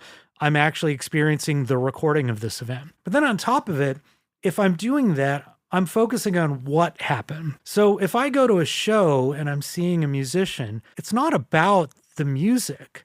It's about the connection, the experience of feeling that music, being with my friends, being in this place, the physical punch of the bass drum into your chest. And you're losing all that when you focus on your phone. I might even remember what happened. I might remember, yeah, they played this particular song, but I don't re-experience it because I wasn't attending to that conscious experience. And this is partly why I focus people on the details that will put you back in this place and time. And the emotions are part of it because that's what you want to remember. I can go on YouTube now and pull up any video that someone else recorded. And also, you're so right to say you're making the mistake to think that the priority of a show is the band playing the music. That seems very obvious and the thing that should be filmed. But I went to 1,000 shows as a kid in Detroit, and I can tell you there was a girl in a green sweater standing by the speaker, and that's really what I watched that show. And then there was a guy that I thought was too aggressive in the mosh pit that I wanted to go fucking sheriff on. And then there was a drink I wanted. Like, really, the experience was all the other things that were happening in the context of the band playing. This is the mistake that people make is they think memory is about what happened. Episodic memory is about the experience, not just the content. What is only a small part of it. There's the feeling, there's the place. That context is such a big part of it, which is not content. And you lose that when you don't attend to the context and you get something different. And you're absolutely right. It's like when I do remember the show itself, it's about what I felt when I looked into them and they're just totally immersed in the music and I'm feeling what they're communicating to me. It's not the content. It's not like, oh yeah, I remember they played the song at 160 beats per minute. That's not it. It's like letting in the vibe of this bizarre optimism and this notion of youth and we're going to do whatever the fuck we want and this isn't school. That's the thing you're there for. Oh yeah. Wow. What a fascinating topic. It is. I got to imagine it's one of the harder things to tackle. Because like I'm saying, you've said it to me and I still am like, I would want to hear, you create a memory and it builds a new cell. And in that cell is the data. But this is just so much more complex. It is. And it's so much more nuanced. It's a very hard thing to track down. Yeah, even I was like, oh, it's the hippocampus. We learned that in ninth grade. I'm no like, help. nope, not really, kind of. It's definitely a big part of it. Oh, let me just say one thing about the photographs, then I'll come back to this other point, which is you can use the camera in ways to enhance the memory. You can say, I'm going to take a picture of this moment because this means a lot to me right now. I'm going to take 10 seconds of video of them playing my favorite song because I have this feeling in my heart at this moment that I want to have a cue to pull up. Or you can say, my daughter is just loving this pasta that we got. I'm going to take a picture of her. She's not going to want me to do it. I'm not going to show it to anybody else, but it's forcing me to attend to this moment. And it's planting a little cue in my head so that I think of that restaurant. Well, Boom. you said on vacations you now take candid pictures, which I thought was a great distinction. And it made me think immediately, Monica liked this picture a lot the other day that I posted. And I remember the picture very well because Aaron and I were supposed to be posing for a picture, but then we both started laughing at how embarrassing it was that we were posing for a picture. And in the picture, I'm kind of doubled over laughing with embarrassment of what we're doing. Is in the sand dunes. And Monica was like, oh my God, I love that picture of you and Aaron because it's really you and Aaron. Us posing's not Aaron and I. Me laughing with embarrassment that we're posing is Aaron and I. That's so funny. I just yelled at my dad for doing this like 3 days ago. In Arizona. Yeah, he was just standing up taking random pictures. And I was like, Dad, what are you doing? We're not going to use any of these pictures or look at them again because no one's looking, no one's paying any attention. And I guess that was the wrong thing to say. I'm not going to I feel like tell because him. you're both Indian, I want to explore this fun thing, which is like, Dads. yeah. Your own story is present in the book, which is lovely. And even when you're talking about dealing with your memories and constructing your identity and having been this kid who was hiding his Indianism outside of the house and very much practicing the Indianness inside the house, allowed to eat meat at friend's house, not eating meat at home, racism, where do I fit in school, ADHD. Cut to you're being interviewed by the New York Times. These are incongruous. You can't have both identities working at the same time. One is like, I'm a total outcast. I'm so unique. I don't fit into anything. And then, no, I'm also worthy of being. So you have to like marry these things. Yeah. And depending on what context I'm in, this gets into this complexity thing because I think for a lot of memory researchers, I don't think we would be able to figure out in our heads what this is. But it's like this code switching thing that happens. I'm around certain people and I could just get into this mindset. I can even pull up memories that I wouldn't necessarily pull up otherwise. And I get into a different group. I can be very confident when I'm talking to a big group of people and I'm performing and I've got something to say and I've got a role. And then you could put me in a group of people where I'm supposed to be social and I'm just like, oh, back then it was really true. I'd be the only brown person on stage playing a guitar or the only brown person in this room full of really nice, but all white dudes. The Indian parent thing, I will try to make peace with how my family acted and how Monica's family acted. The priority placed on safety and economic security and the lack of indulgent I love yous and you're so perfect. These cultural differences that clearly exist. The flip side of that coin is Monica will be so hard on her parents. And I'm like, this is kind of great. It's like a two-way street. All of it culturally is so fascinating to me. Monica, you want to tell me about your childhood? I don't think it's better, though. I'm not looking at this very affectionate white culture. Now I'm not anyway, looking at it Pining and for thinking it. like, oh man, I wish I had that. I'm happy with what I had. I think it served me very well. But it's different, but I don't think better or worse. I don't either. I am endlessly fascinated by the power of culture. I just love it. And my wife did too. It's all functioning with the same outcome in essence. You're like bringing these little creatures that can't fend for themselves out into the world and turning them over. And there's like all these different approaches. There's pros and cons of it all. And it's interesting. When I read your story, I thought, oh, this is kind of mirrors Monica's in a way where a lot of guests we have that are Indian, they were very immersed in it and were expected to act that way outside of the house. Whereas Monica's parents are, I guess we'd say, very liberal in the conventional immigrant story. They weren't telling her she has to be a lawyer or a this or a that. So it's like there was a lot of flexibility that seemed kind of novel. But yours sounded very novel too in that, when you're out of the house, blend in, eat meat. We really had this immigrant mentality of keep your head down. Assimilate because it's not necessarily... It's dangerous. Yeah. My parents, I feel like I had a lot more dissonance with that experience than they did in some way, or at least than they'll talk about. But for me anyway, that was very much the sense that I got is on the one hand, this very strong belief that you have a culture that you need to preserve. This is who you are. But you also need to keep your head down and just blend in the outside world. And that was just a really difficult thing for me to be able to do because I just do me for better or for worse. But it was hard and it really did mess with my way of thinking about things in certain ways. This relates back to the traumatic memory thing. I could look at a bunch of people who came from my background at the same time, but didn't seem to come out of it the same way that I did and don't, come back and they've got a hangover or something and they're like thinking about all these crappy things that happened to them 30 years ago. I do. I don't know what makes us different, but there's something. We come up with these narratives in these stories, right? But the fact is, the majority of people who experience trauma do not develop post-traumatic stress disorder. The majority of people who take cocaine do not become cocaine addicts. Right. There are people who can smoke crack fairly often and do not become addicted. Yeah. So there are these differences that are there. And it doesn't mean that the person who becomes an addict is weak. It doesn't mean that the person who gets PTSD is weak. If anything, it's like our brains are just optimized for different checks and balances, different competing goals that we have of survival, of getting rewards. Yeah, there's some parallel between memory and story, and memory and identity. They're kind of linked. Any human is, I think, attempting to pressure test their story. I find it very hard to do. And I think this is where memory can be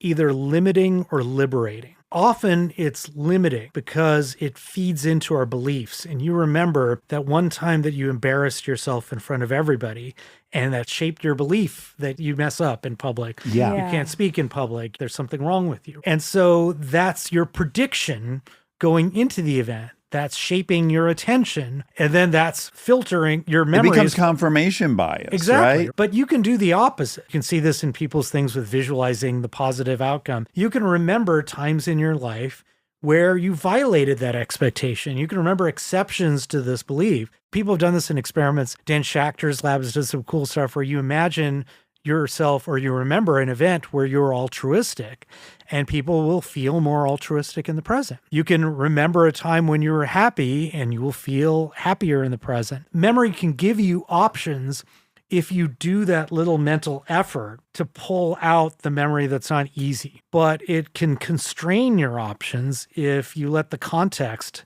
dictate what's going to pull things out. Okay, the last thing I want to say, I am not educated enough on it to make this observation, but here we are. I've read a third of a Buddhist book. Every single concept I'm so attracted to. And I'm reading your book and I'm like, this is all Buddhism. The core tenet of Buddhism is there's no self because consciousness arises from a context. And context is constantly changing. So consciousness is constantly changing. And the idea of a self is an illusion because you're a different self in every context. And so when I look at how malleable the memories are and how we access them and in what mood we're in when it's all about context. And I just feel like it overlaps so beautifully with what limited amount I'm learning about Buddhism. I've been thinking a lot about Buddhism as I was writing the book. Are you versed in it a bit? Not enough. I was raised Hindu, and Buddhism is really an offshoot of Hinduism, Yeah. a really important and interesting and fascinating offshoot. But there's a lot of similarity. I actually think a lot about the parallels between the Bhagavad Gita and the tenets of Buddhism, because one's about renunciation and another is about not renouncing everything, but renouncing the fruits of your action, renouncing the outcome, and embracing the reason for doing it, not for the outcome. But getting back to your question, I had done mindfulness-based stress reduction at one point. What I got from this was that I was a miserable failure at mindfulness. Sure. I think most people feel that way Feeling after they like try it. completely low self-esteem. Yeah. I was talking to Amishi Jha, who's been on your show, and you're reading her book and thinking about things I was writing in my book. And I realized this is exactly what it's supposed to be, because I'm entering the world of memory all the time and remembering things, imagining things, anticipating things. Mindfulness was really being aware of that, observing it when it's happening. And that's error-driven learning right there. You're learning this habit. And so people will say, mindfulness changes the brain. Well, everything changes the brain. So that's stupid. Yeah, candy bar does. Exactly, right? So, but the interesting part of it is you're learning a new habit, which is to observe from the third person, changing the perspective, and you're observing this thing that's coming in. And that meta level of observation, I think, is a hugely important thing in terms of being able to distance yourself from the effect of an intrusive memory, to distance yourself and see the predictions that you're making about the future. This is the basis of CBT, right? CBT is relevant, but it's more about challenging people's beliefs by giving them counterexamples. And then the behavior part is just having them repeatedly do things that they're afraid of. But this is why mindfulness has really gone into the therapy world and really balances well with CBT. Is part of it is you have to see the belief in action. You have to recognize it when it's happening. Because the problem is, this goes back to what we were talking about in the beginning, is once you get into that mindset, you're off to the races. But if you can see it flipping and you can distance yourself from it, that's what you want. Because you can't remember it if you didn't observe it. Basically, it's like you can't control that shift in context if you don't see it happening in the first place, right? If Right. you don't have this intention of a goal that, you're keeping in mind, or if you just don't have a habit of stepping backwards and saying, I'm feeling something. What is this I'm feeling? Let's be Yeah, curious yeah. about it. Another thing that I got from Buddhism is also just this fact that I love memory. You don't want to be remembering all the time. You want it to be a resource. And then a lot of the time you want to be in the moment. There is a very philosophical question about everyone would want a better memory. And even there is talk in these people who think we're going to ultimately augment our memory with some kind of offshore database, and that appeals to people. But I almost wonder if it almost ends up living your entire life filming the concert. You don't want that accurate of a memory because you're then destined to live in the past, and we should be living today and forward. So there is this weird paradox to it all, I think. So you want to form memories in an intentional way as best you can, and you don't want to be pulling up memories all the time. It's a resource that you say, hey, I'm struggling right now. And this is our computational models of memories. We're saying if we were remembering all the time, you'd almost be hallucinating. It's actually relevant to theories of psychosis, but you want to be able to use it at moments when you're struggling and you need to call back on your past to figure things out. So it should be intermittent. It shouldn't be this whole world that you go into and disappear in, unless that's what you want. Yeah, because people would probably just end up living in the 10 to 30 zone that they created all their favorite everythings. Yeah.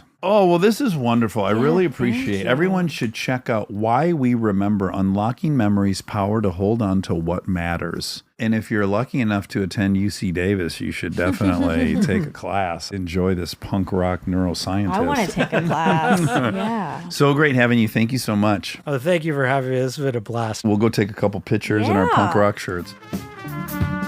Stay tuned for the fact check so you can hear all the facts that were wrong. Okay, I don't know if this is the right foot to start on, but I do need to make a correction. When you asked me for Monday's fact check if there was any blowback about the sunscreen, I actually now realize I hadn't looked. Oh. But there was certainly, Oh. they came. The They sunscreen police decided came. to show up. They descended on me. Okay. Big sunscreen. Yeah, big sunscreen. But someone sent me an article, and now I feel inclined to add some details. Okay. What do you think about that? Defensive? Probably. Let it go? Probably. Well, there's just tons of interesting information in this article About why we shouldn't wear that really sunscreen. supports what I was saying. No, I'm not. I want to be dead clear. I have no advice for somebody on sunscreen. But the fact that I'm saying I wear it very selectively and people are saying I'm stupid because of it, I'm inclined to say that, minimally you should know there is an alternative argument that is from scientists, not just me. But skip it. I think we skip it, and I think Okay. whoever's saying you're stupid because of it, maybe this is why you don't read comments. Because somebody's going to say you're stupid about fucking everything. Yeah. The one really important thing that did come out of the article I want to say is that melanoma is super common. 1 in 5 is now the number of people. It is the most common cancer in the world. And 1 in 5 people will have it. Or maybe it was 1 in 7. But it's enormously high. The kind that can kill you is actually a very, very low percentage. And then the people who have that kind, people who were indoors and unhealthy were 8 times more likely to die of it. So there's this really ironic association with people who were actually had massive skin exposure to Yeah. the sun, have a survival rate from the very low percentage that's lethal at 8 times the rate survival. Okay. Okay. I won't read you the article. yeah. It was my Well, you opportunity, just- though, to do Taylor's commencement Oh, speech because yeah. it was way too long. But it is a real, just straight up legit fact. Sun is not good for the texture 1,000%. of your skin. Yep. Makes you look older old, and wrinkly yeah. and worn out. Speaking of update, I went to the dermatologist. I did not get Kybella. I got to say, Okay. I was a little disappointed. That flipped, huh? First, you were nervous I was going to tell you not to do it. Right. And then I was really neutral. And then you came over on Saturday to play cards with who? Aaron. Hi. I didn't even know he was sitting there. That Pop out. was a pop out. A friendly pop out, though. There's scary right. pop outs. There's Liz, not Liz Plank, Liz Dateline pop outs, and then there's Aaron pop outs. yeah. Different. BFAW pop outs. Yeah.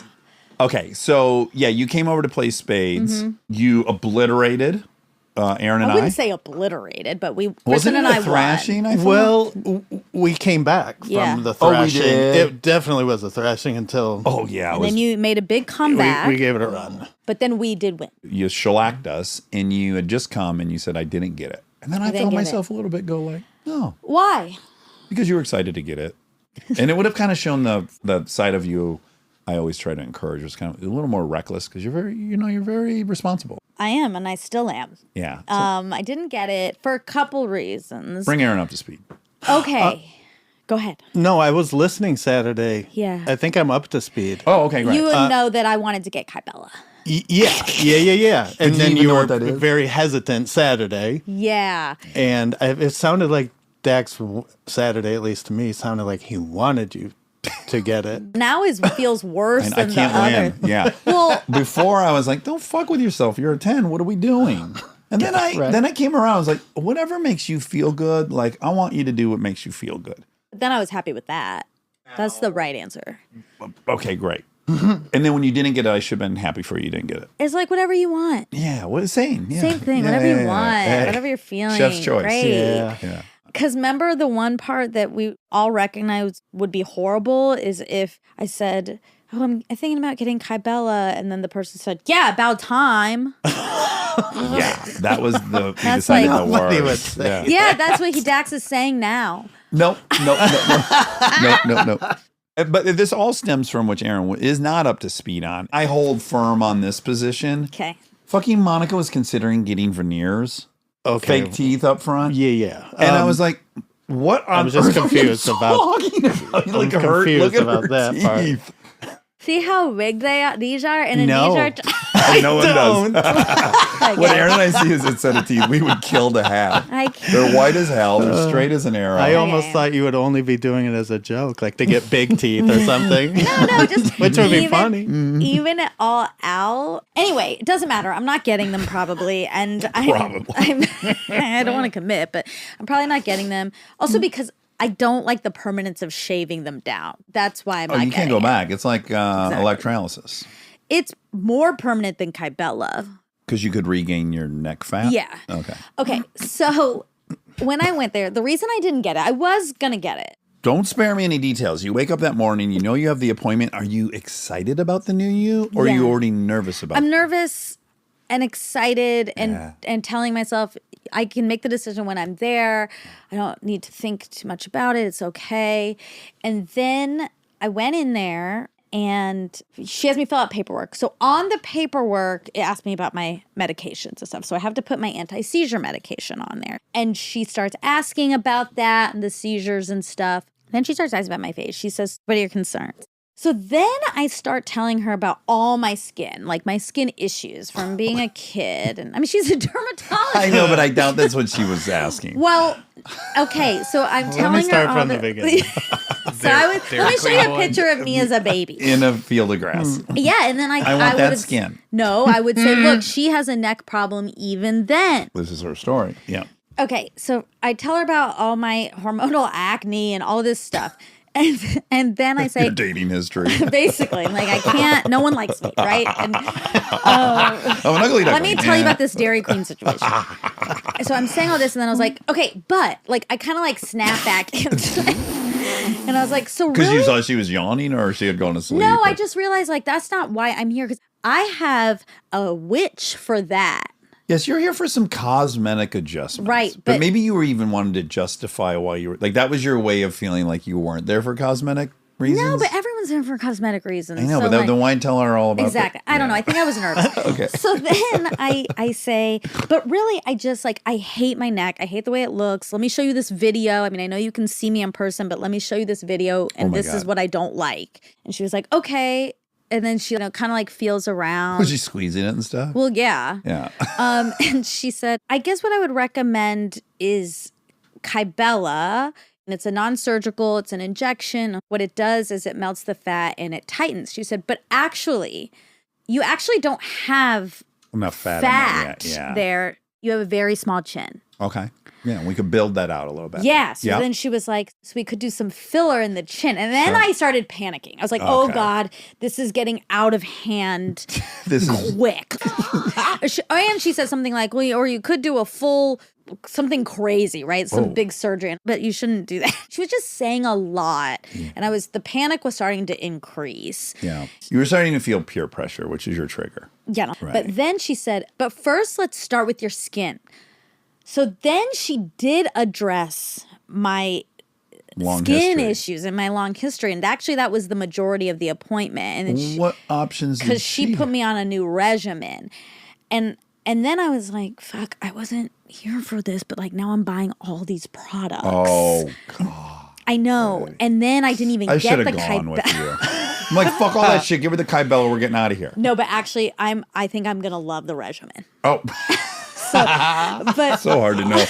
It's really hard for me to support you. Like you are zigging and zagging like you're running from a crocodile. anywho, she wanted me to check with my neurologist. She wanted me to double check with the neurologist before doing anything. So she That said, seems check, so crazy. check about the laser and check about the laser makes sense, definitely. Okay. And she's like, "Oh, probably be fine, but I just want you to like Yeah, they're triple trying check." to offlay any liability at all Yeah, costs. which is smart. And I liked that she said that because she could have just had it done. If I'd be so annoyed if I were a neurologist, though. I keep getting all these calls from my patients like, hey, I'm thinking about buying a convertible. Is that okay with my epilepsy? Like, Jesus Christ.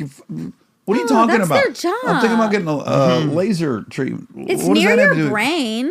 The laser's not shooting into your brain. Light affects seizures often. It's very Flickering common. light on your eyes triggers Okay, I'm not going to seizures. get in a conversation with a Heaven fight forbid with I you. know. It is the about flickering. seizures. It's the flickering and the strobing that sets off seizures. It can also whatever. Okay. Okay. Anyway, Okay. so Next topic. one other thing she said about it really turned me off. I was like, what are the downsides of Kybella? And she was like, well, there could always be stuff. She's like, but there's really nothing. But what happens is the fat basically, she says like kind of like pockets.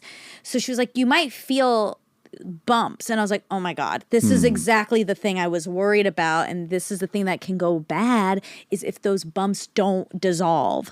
So then I was like, I gotta get out of here. Give me my new acne skincare routine and I'm gone. Give me everything on the shelf. I'll take A to Z on the products. So are you completely off Kybella now? That's it. So I'm gonna wait. I'm not off of it completely, but I'm waiting. Okay. That's the update. So I don't have it. Okay. So no need for anyone to comment on my neck. It didn't happen. I didn't get it. Yeah, what if all the posts in the future were like, your neck looks great? Because, by the way, this is what I was telling Monica, Aaron, and I'm not to lead the witness, but I said, do it. Do whatever makes you happy. But I am here to tell you, no one has looked at your neck and said, oh boy. Well, I haven't, but Yeah, nor have But I. thank you for. I have seen people's necks and said, oh boy. Sure. Some necks you say, oh boy, when you see him. Well, That's not you. yeah.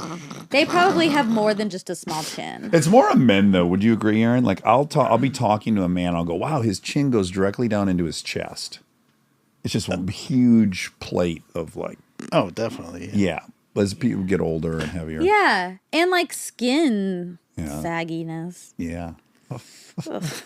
See, at least you had the courage to walk out, even though you bought a bunch Yeah. of stuff. It's kind of impressive. I Aaron would have gotten fell everything. for or I would have just said, fuck it. Get it all. I'm Get here. everything. Aaron and I have a lot of the same patterns. And so that situation, yes, agreed. I would have done everything. And it's motivated by a couple things, I think. One is like, and this is why we've invented a coffee called Mike's Coffee, which we'll tell you about. But one of them is like, I never want to do the thing I'm doing again. Like, I want to get anything done I can get permanently forever. Oh, but nothing's really like that. I know, well, obviously, and this is why this is a defect of character. This isn't like this isn't a virtue of ours. Okay. But I think both of us have this thing. It's like, just do the whole fucking Yeah, thing. I don't get ever it wanna over come- with. Right. Because we've invented now we don't have it yet, but we've invented a coffee Coming soon. Copyright coming soon. patent. Mike's Coffee. Okay. And it's for men who hate buying coffee. So first of all, you have to own a truck to buy our coffee. Because you have to come and we sell it in a 55-gallon drum. You need a couple friends as well. Yeah, and Okay. if you have a work, we'd be much happier if you showed up in a work truck to get the coffee. Okay. And the coffee works the same as coffee that tastes good. What do you mean?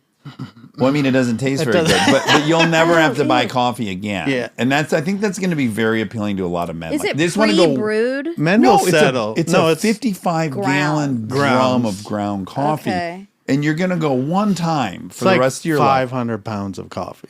Yeah. And then you put that in your kitchen. Okay, so they're also going to I'm need just like guessing. a big garage or something. A big kitchen. Yeah, a big Oh corner, my it. God, they can't be married. big closet. This You is know. for single men Sure. Yeah. with a big kitchen. Maybe keep it outside, Yeah. right outside the door. Does But coffee don't- might moisture's go an issue. rancid? Coffee's I think it has a lot of properties. No, it's Maybe good. you'll sprinkle some anti-rancid stuff in there. It'd be a funniest business. Like 4 years later, we start getting people returning the coffee. It's like we sold it 4 years ago, and they finally got a third of the way through, and then it went bad somehow. We're gonna have to think of that legally. Well, you do have to. The recommended way to drink it is boiling. So, Yeah, it's best boiled. And when you get out all the bad stuff. well, I think any rancidness would be boiled Yeah. away. You would remember this from Michigan. What? I think you remember because I think you were annoyed by it. Everyone else was. Aaron and I's obsession with hot coffee. Remember we were at Dairy I Queen do. and we were laughing. My God. We were laughing so hard that the person would have to hand you the coffee with like a welding mitt on. Because we want you to boil the coffee and then immediately to the microwave for 7 minutes. An extra 7 after boiling. Yes, the coffee cannot be hot enough. And when you brew it, it's got What's a. going on? You guys don't have taste buds or something? Like how? Like what do you mean? I don't even get this. Yeah, not shocked. No, but I'm asking. And even the weirdest thing is I'm super sensitive to hot stuff. That's what Yeah, I'm saying. I know. I don't think you guys are like not capable of getting scalded. There's just something about it being so piping hot that seems really appealing. That's how a coffee manly. should come. Masculine. You Yeah, yes. And same with like buying coffee in a 55 You know what's gallon not drum. masculine? Let me tell you. Some man taking a sip of coffee and like practically dying because they can't swallow it because But it's he- so hot and scalding their mouth. But and he they're never trying let to you look know. normal. No, you are so stupid if you think that we can't see what is going on and then we have to act like we don't notice. No, Aaron and I would both. We'd have our glove on our mitt, our like flame retardant mitt, and our coffee, and we would take a sip, and we would look at each other, and it would be burning for sure. Yeah. But we would never acknowledge it, and we would just get it down because that's some good hot coffee. So is Mike's coffee supposed to be scalding too? You don't need the microwave cycle. Yeah, you do have to boil it. Oh, You have my. to boil. You it. do have to get it at 212. Yes, at least. I mean, I Just guess to be fair, briefly. my tea is at 212 Is it? because that's how you're supposed to brew tea. That tea, black tea. Also, Mike's coffee isn't the cleanest coffee, so the more you can boil it and get some, there's some bugs in it. It's a 55-gallon drum Yeah. of coffee. Stuff happens when you take that humongous lid off. Yes, it's gonna be Why hard. can't you make a good product? This is a good product. It No. is because Why does it have to every have bugs? man in the country will buy one can, and that's it. and that's It's also a weird business strategy because, like, once we sell one to each man, that's it. The We're company's done. over because it's Yeah. a lifetime Oh worth my of coffee. just wash our hands. But the best is the tagline is that it works the same as coffee that tastes good. Christ. Monica's against it. If you happen to be listening and this appeals to you, just let us know in the comments that we're on the right path. We have a second product that you're going to understand even less. Oh, what is it? You want to hear about it? I'm not sure. Bob's paper towel. yeah. Oh, we've done this. We cannot revisit Bob's paper towel. Have you done this already? Yes, the two of you have talked about this. Oh my God. Yeah, you know Thank what's God funny? the actual product that you guys made, I'm shocked, is good. I know it's phenomenal. Thank God. We're more shocked than you, to be honest, because we would drink anything if it was in something created. But I want to defend ourselves and say it's a little different, Monica, than just straight masculinity. What it is it's about the working man. It's way more about a work truck and your tools and your coffee and your paper towel. It's about an honest day's work, and it's about sweating for a living. And it's about most working men at our age have a little blood in their urine, have a So lot it's of. like lean into Well, that. so with it's this just coffee? well, yeah, you got to clean up some messes, you know.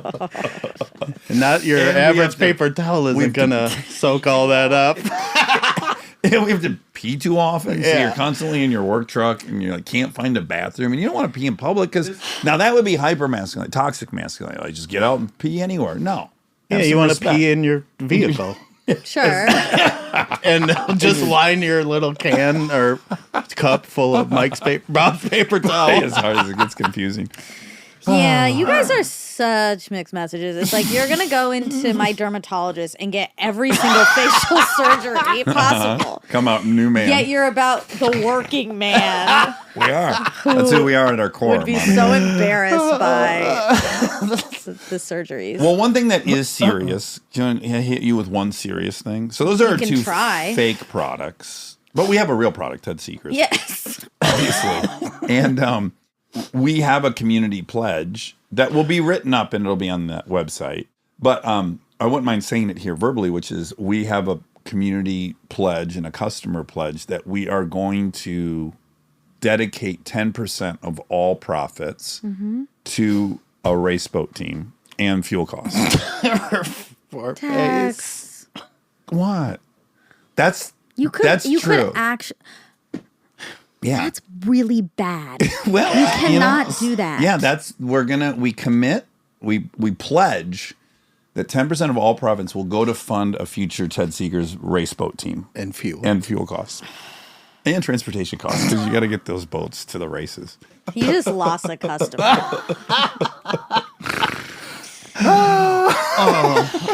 Anywho, Oh, you lost a customer. I think you lost a few, but you definitely lost one. Well, if we lost 3 and gained 1, that's a win for us. We'll make it up in our coffee and paper towel. Can I send you a Sales. picture of the race boat? I think you showed. It is pretty Did amazing. I showed you Oh no, already? you showed me the blimp or something. The blimp. No, the seaplane. Oh, sorry.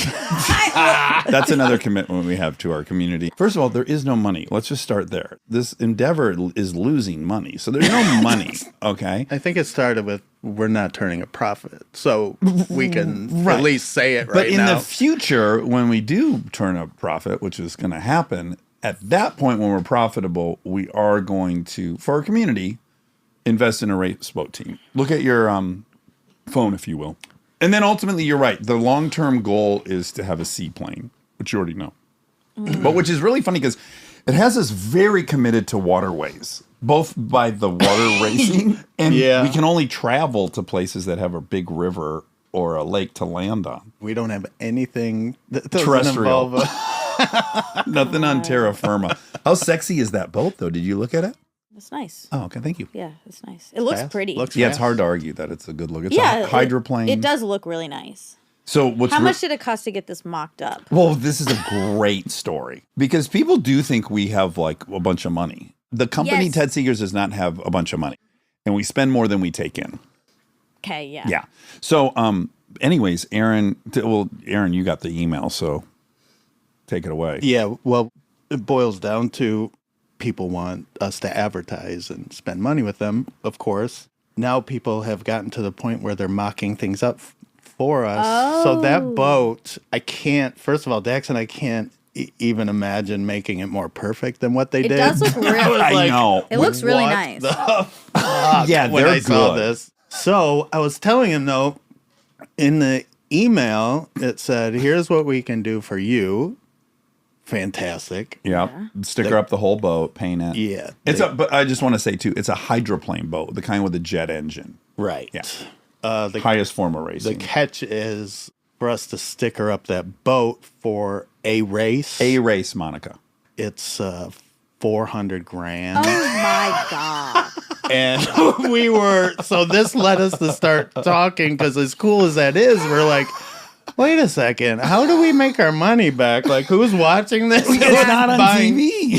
Who's buying Ted Seekers because of this? Yeah, I mean, I don't know how many people are on the shore of those races. Like, I don't know, maybe 5,000 because you can't see it. And so really, and you the break boat's it down. going about 700 miles an hour. You can't. So you're really paying at 400 grand for 5. You're paying like several $100s per person who saw it. Yeah. I don't think that's the smartest way to go about it. Well, we're gonna go for it anyways. But we Yeah. just decided it'd be much You're cheaper. going to go for it? Well, Well, we're not gonna. We don't have any money, Right. so literally we can't do that. But, but instead of us spending 400 grand a race to sponsor someone else's boat, we will take 10% of the profit as committed and as pledged, and we will buy our own race boat. Why don't you just sticker up your house? Okay, you got it. Your already built Well, house. that is true. So my wagon that's almost done being built is going to be the very first vehicle in the race fleet for Ted Seeger. So my 1980 Mercury Zephyr station wagon is already, I got it painted white, the same color as the can. And then on the hood, I'm going to have the Ted head put on the hood. And then on the back, it's going to say in red, Ted Seeger's Racing. That'll be our first vehicle. That's cool.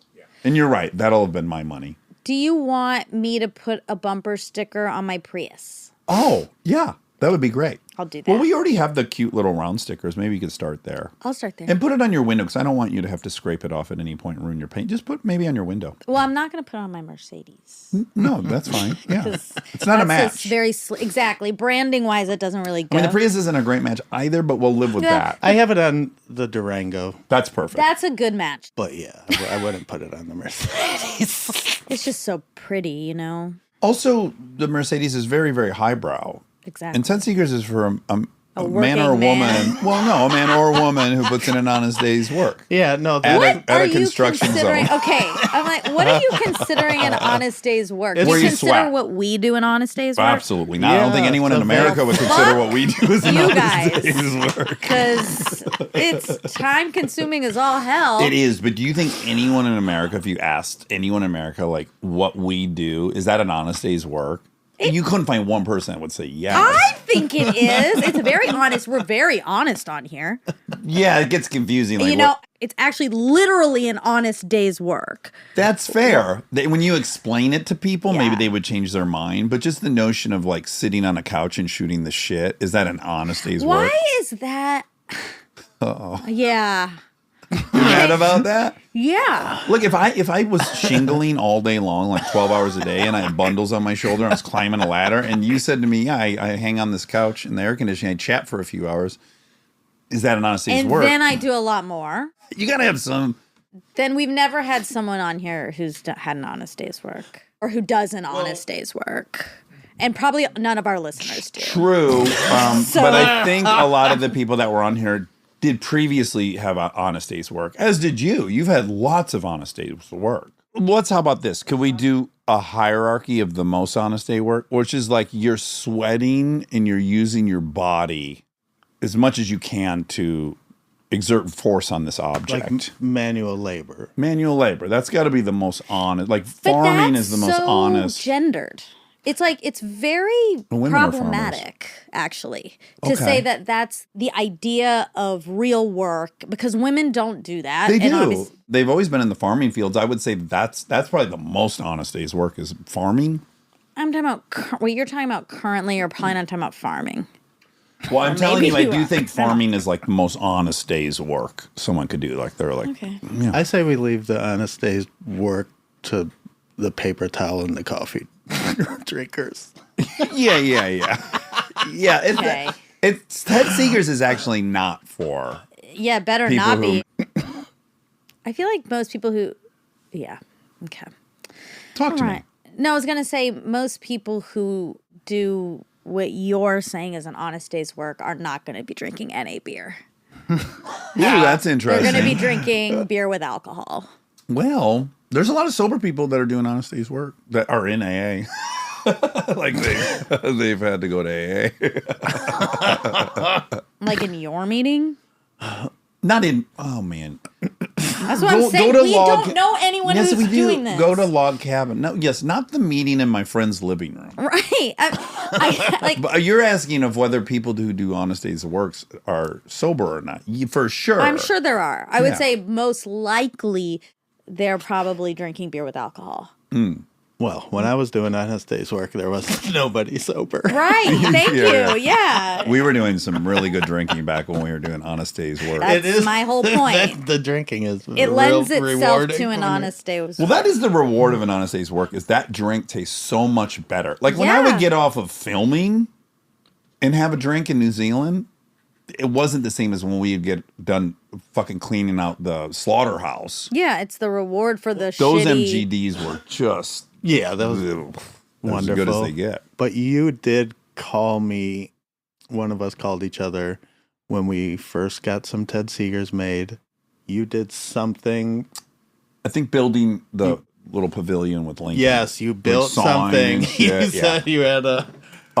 real good sweaty day, and then you crack the cold Seegers, so it can be And done with NA beer. Yeah, it tastes It 6 can times be better done. than when I've had it just to have it around the house. Like, it really goes up exponentially when you've been sweating No, and I exerting yourself. think that's right. Yeah. Or barbecuing. I just had one because I was playing pickleball with Perfect 10 Charlie. Oh, you were? How was it? Fantastic. I really want to learn. Unlike Dax, who does not want to learn, I do want to learn. I'm there. Oh, now he wants to learn. Okay, Yeah, well, I'm in. then I In fact, I'm gonna if we can find a minute, I'm gonna play with Aaron while he's here. Yeah, you should. Yeah, I brought a couple paddles with me wanna because I thought Dad's going to play. It's going to be And then with me. there's a win for both parties in this. So one is Aaron and Charlie just played. Charlie's just barely ever played. I think he's only played. He said Did he say? played 6 times. 6 You're right, times. Yeah. Yeah. And Aaron can see that he's already going to be great at it. Oh, really? He is a college level athlete. Sure. Yeah. It's, So that's a win for Charlie. Then what I also like is that Aaron mopped him up because Aaron is a tremendous pickleball player. oh, yeah. Yeah, that's He said exciting. Forced to be he reckoned asked with. not to mention it, but I'll mention it. Yeah, I he kicked his asshole fucking apart. But you're an athlete as well. a crazy Yeah. Play athlete. Yeah. pickleball nonstop. And you play. Yeah, that's No, he would. If we played for a week together, he'd probably fucking cream I me. don't know about But that. it's really funny because I have a type. Like the man I hang out with most frequently in life probably is Charlie. And he too is just athletically so superior to me. It's interesting. I like that dynamic. I like to feel unathletic around my good friends. Yeah, I don't know how that works for you. Yeah. Doesn't make Well- much sense. You know what it probably is because I grew up with a brother 5 years older than me that was infinitely better at everything than me. And I don't know, maybe something feels familiar about it. Yeah, maybe. But what's really fun is when I get to be on either of their teams, like playing volleyball with Charlie on the same team or Aaron is really fun. Yeah. Okay, should we do a couple facts? Yeah, listen, you too, Monica. First, you have elite muscle mass, I thank you. Yes, and you're a state champion. I am. You have much greater accolades than me. But you've never seen it. I've watched videos Well, yeah, I know, but Yeah. it's not that I'm like showing you up. taunting me. Yeah, but again, it is the pattern. It's true. Yeah. You're right. Yeah. This is a good time for you to be here, Aaron, because this is a memory episode. Oh, God. All right, we talked about us. You guys have memories together, Yeah. and we did bring it up. Yeah, How you guys have we always have the Shared. same memory, which is you repeat the memory in a similar way. Right. yeah, because with my family, it's not that. It almost consistently, my family and I all remember things differently. Right. Which I think is the most common. Like most people's memories do not match up. But what is really weird, I think, about your and I's memory, and then Monica had a theory, which is probably right, Yeah. is we have told these stories so many times together, it really helps You cement just the same finesse version. the story together. Sure. That's a lot of friendships. In Yeah. friendships, when you have shared memories, it's about the telling of it, so it's the same. Unless it's something you guys both have never talked about, Yeah, but then you're revisiting. But there is this curious aspect of most relationships, which in general, if you hear a husband and wife tell a story, they're constantly going, no, we left the day before. Like couples correct each other nonstop. Yeah. Don't you think that's the pattern? They do, but I think couples, and maybe this is sad, but I think couples do less of a combined storytelling. You and Kristen do actually a lot of combined storytelling, but most people don't. Like I don't really notice some of our other friends as a couple presenting a story and they're like back and forth telling it like you do with the friend thing. That's Yeah. curious. Yeah. Most Yeah, often I agree. hear Totally. Yeah. couples though going like, no, they're always correcting each other. Yeah, I can see that too. Yeah. Or I know people do. Yeah. It's interesting. I don't know. Anywho, okay, so was Ritalin a thing in the 70s? It was FDA approved in 1955. 55. Yeah. This was the heyday of pharmaceutical amphetamines because this is when Dexedrine and all these, quote, housewife drugs were invented. Yeah, but it says the explosion of Ritalin happened in 1991.